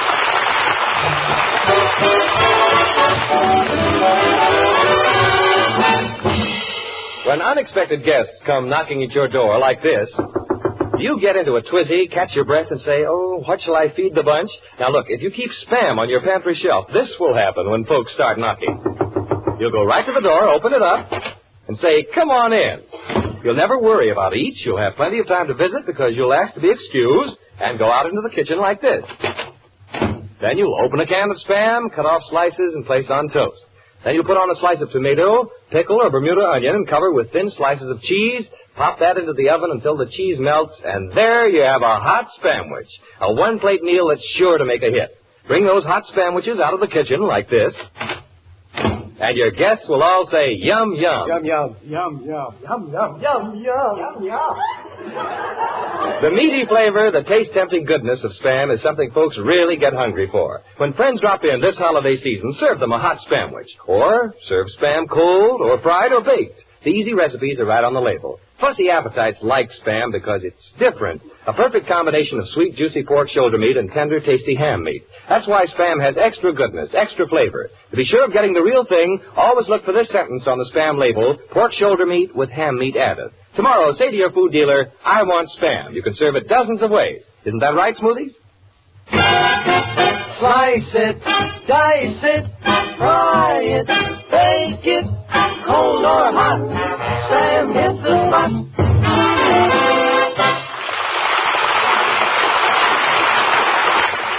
Gracie, get away from that window. We've got... Hey, you stop pushing! Stop pushing! Stop pushing! Stop pushing! Wait a minute! Wait a minute! We did that. We did that. We did that. We did that. Quiet! Quiet! Well, who's next? Gracie, will you come out from behind that stamp window? We got to find the script. Say, sourpuss, get back in line. Miss, can I have a 1-cent stamp? Well, we've got a 1-cent stamp if you really want it. But if I were you, I'd take one of our 6-cent stamps. They're a little more expensive, but they'll last longer. And they're washable. And besides that, they look very pretty on your tongue. Miss, I'd like a 1-cent stamp. The one that has Lincoln's picture on it. Oh, well, which Lincoln do you mean? Henry Fonda or Walt Houston? Never mind. Next time I'll go by train. Well, isn't that a silly man? Next. And what can I do for you, sir? Remember me? I'm George Burns. George Burns? Oh, weren't you in vaudeville? Yeah, we played together at the DeKalb in Brooklyn. Well, didn't you work with a very beautiful girl? Yes, and that happens to be you. Oh, well, imagine running into me. It certainly is a small world. Gracie, what about the script? Hey, miss, Come out get back in line. What can I do for you, madam? I hope I'm not too late, miss. Can I catch the China Clipper? Well, you might be able to if you put another feather in your hat. Gracie, what about the script? Will you come Get back in line. Listen here. Get back in line. Well... Look, miss, I've been writing with one of your pens, and I've got a handful of ink. A handful of ink? Well, thanks for telling me. You may keep it for your honesty. Gracie, what about the script? Get back in line. Look, I'm not getting back in line. Attaboy, George. You stay out of this. Anybody that talks that way to George Burns gets a punch in the nose. You know who I am? No, who are you? I'm the vice president of the Hormel Company, makers of Spam. You know who I am? No. Thank goodness.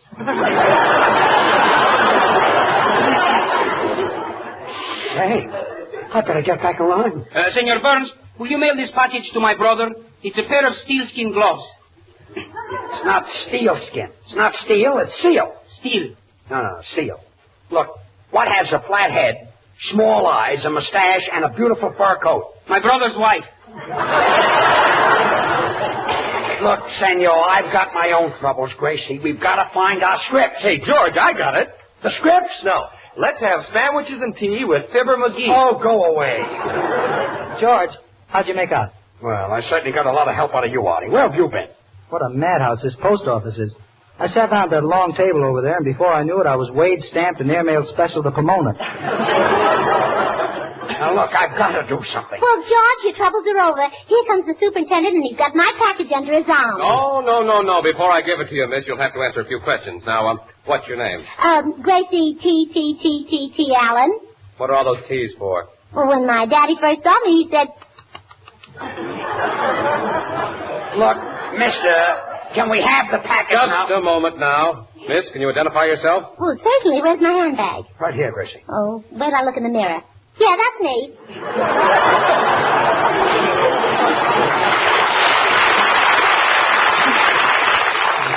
I can't stand it. This is awful. Well, never mind. Here's your package. Well, thanks. Come on. Great. I've got the script. Come on, everybody. We've got to get out of here. Ouch! Ouch! Well, come on. Let's get back to the studio. Hey, taxi!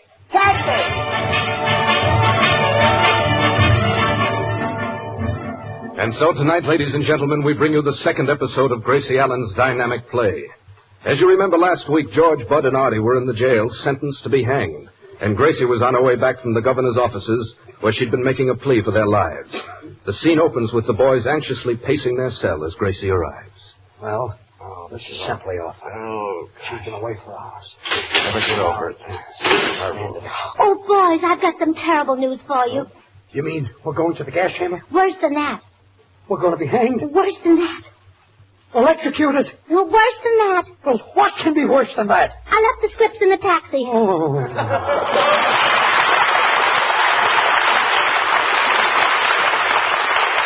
And now the Smoothies, Babs, Charlie, and Little will sing. Take it, kids. Jingle bells, jingle all the way. Oh, what fun it is to ride in a one-horse open sleigh. Jingle bells, jingle all the way. Oh, what fun it is to ride on a one-horse open sleigh. Dashing through the snow in a one-horse open sleigh. O'er the fields we go, laughing all the way. Bells on bobtail ring, making spirits bright. What fun it is to ride and sing on a sleighing song tonight. Jingle bells, jingle all the way. Oh, what fun it is to ride in a one-horse open sleigh. Jingle bells, jingle all the way. Oh, what fun it is to sing this song tonight. Now's the time to bring good cheer. Jingle, jingle, jingle, jingle, jingle bells. Jingle, jingle, jingle, jingle, Jingle bells, Christmas ya llegó. Oyen las campanas que ya Santa Claus salió. Jingle bells, hay felicidad. Todos les deseamos una merry Navidad. Now's the time to bring the cheer. Jingle, jingle, jingle, jingle, here comes George. Jingle, jingle, jingle, jingle, sing it, George. Oh, jingle bell, Tingling, jingle bell, tingling, jingle all the way. oh, tell us, Georgie. Oh, what fun it is to ride that one-horse open daddy. You said it. Jingle bell, Jingling. jingle bell, Jingling. jingle all the way. We dig you, Georgie. How I love this time of year when I can always bring a cheer. I know I really love to sing. Some people say I sound like Bing, so now I'm really going to swing. Oh, da-da-la-doodle-la-doodle-la-doodle-la-doodle-la. Now's the time to bring good cheer. Jingle, jingle, jingle, jingle, now it's fun. Jingle, jingle, jingle, jingle, sing it fun. Jingle bells, a happy man I am. Ha, ha, ha, ha, ha, ha, I didn't mention Sam. Yeah. Now's the time to bring good cheer. Jingle, jingle, jingle, jingle, look who's here. Jingle, jingle, jingle, jingle, Gracie's here. Here I am, there's nothing more for you. I wish you all good Christmas cheer, a bright and happy coming year. My mother and I, my brother and I, my daddy and sister say, to gather round and sing with us this Merry Christmas Day. Jingle bells, jingle all the way. Oh, what fun it is to ride in a one-horse open sleigh. Merry Christmas to you.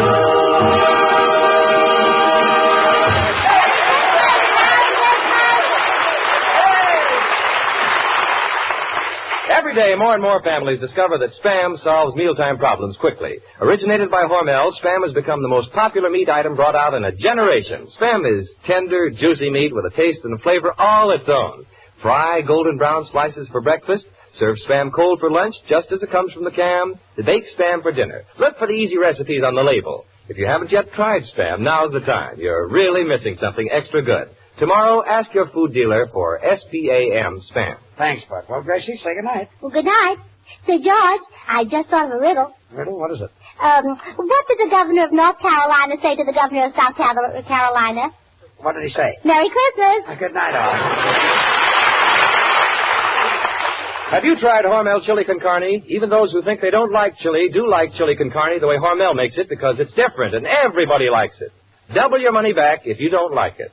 Try Hormel chili con carne tomorrow. Join us again next week for Burns and Allen with Artie Shaw and his orchestra and the Smoothies. This is Bud Heaston speaking for Hormel and Spam, reminding you that Spam hits the spot. This is the National Broadcasting Company.